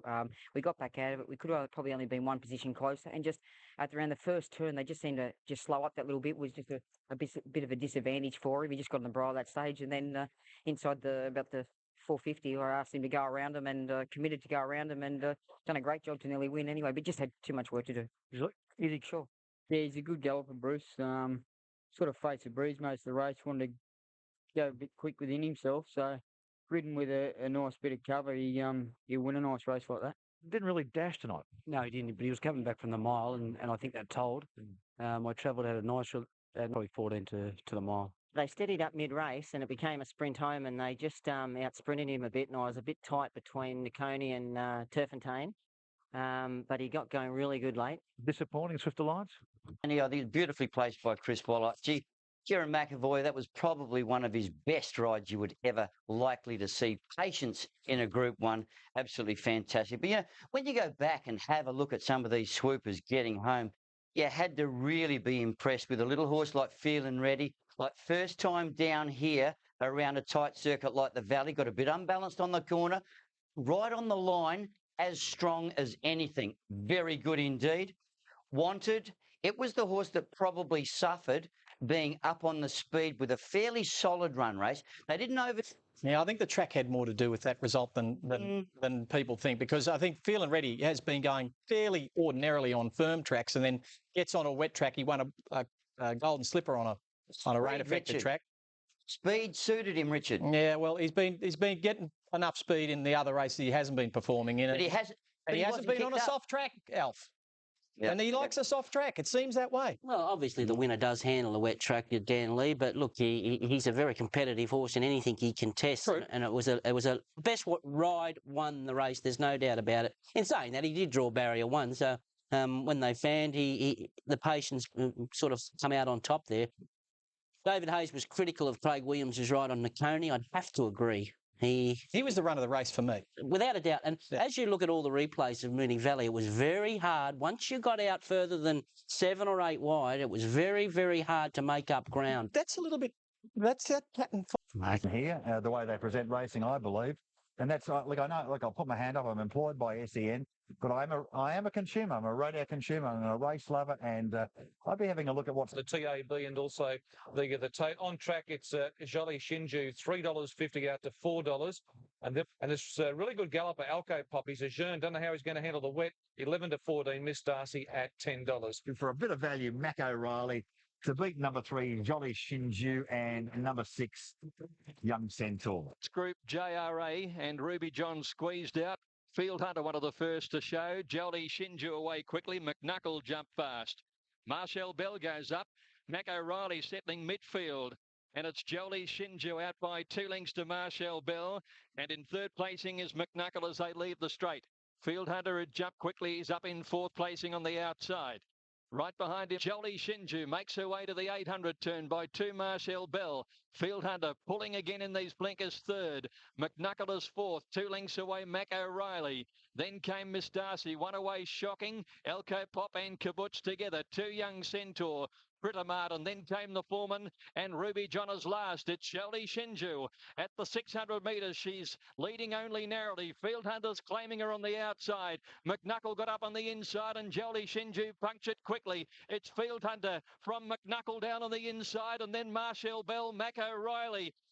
Miss Darcy was next as they swing around the turn. Elko Pop is putting in a run. Elko Pop's coming home, but Field Hunter leads from McNuckle, Elko Pop, and then came Kibbutz. Field Hunter the leader. Elko Pop switches to the insiders, coming home well. It's Field Hunter tackled by Elko Pop. Elko Pop's taken over the running here, and it's Elko Pop. Elko Pop drew away and won by 2 lengths to Field Hunter. Shocking got home for third.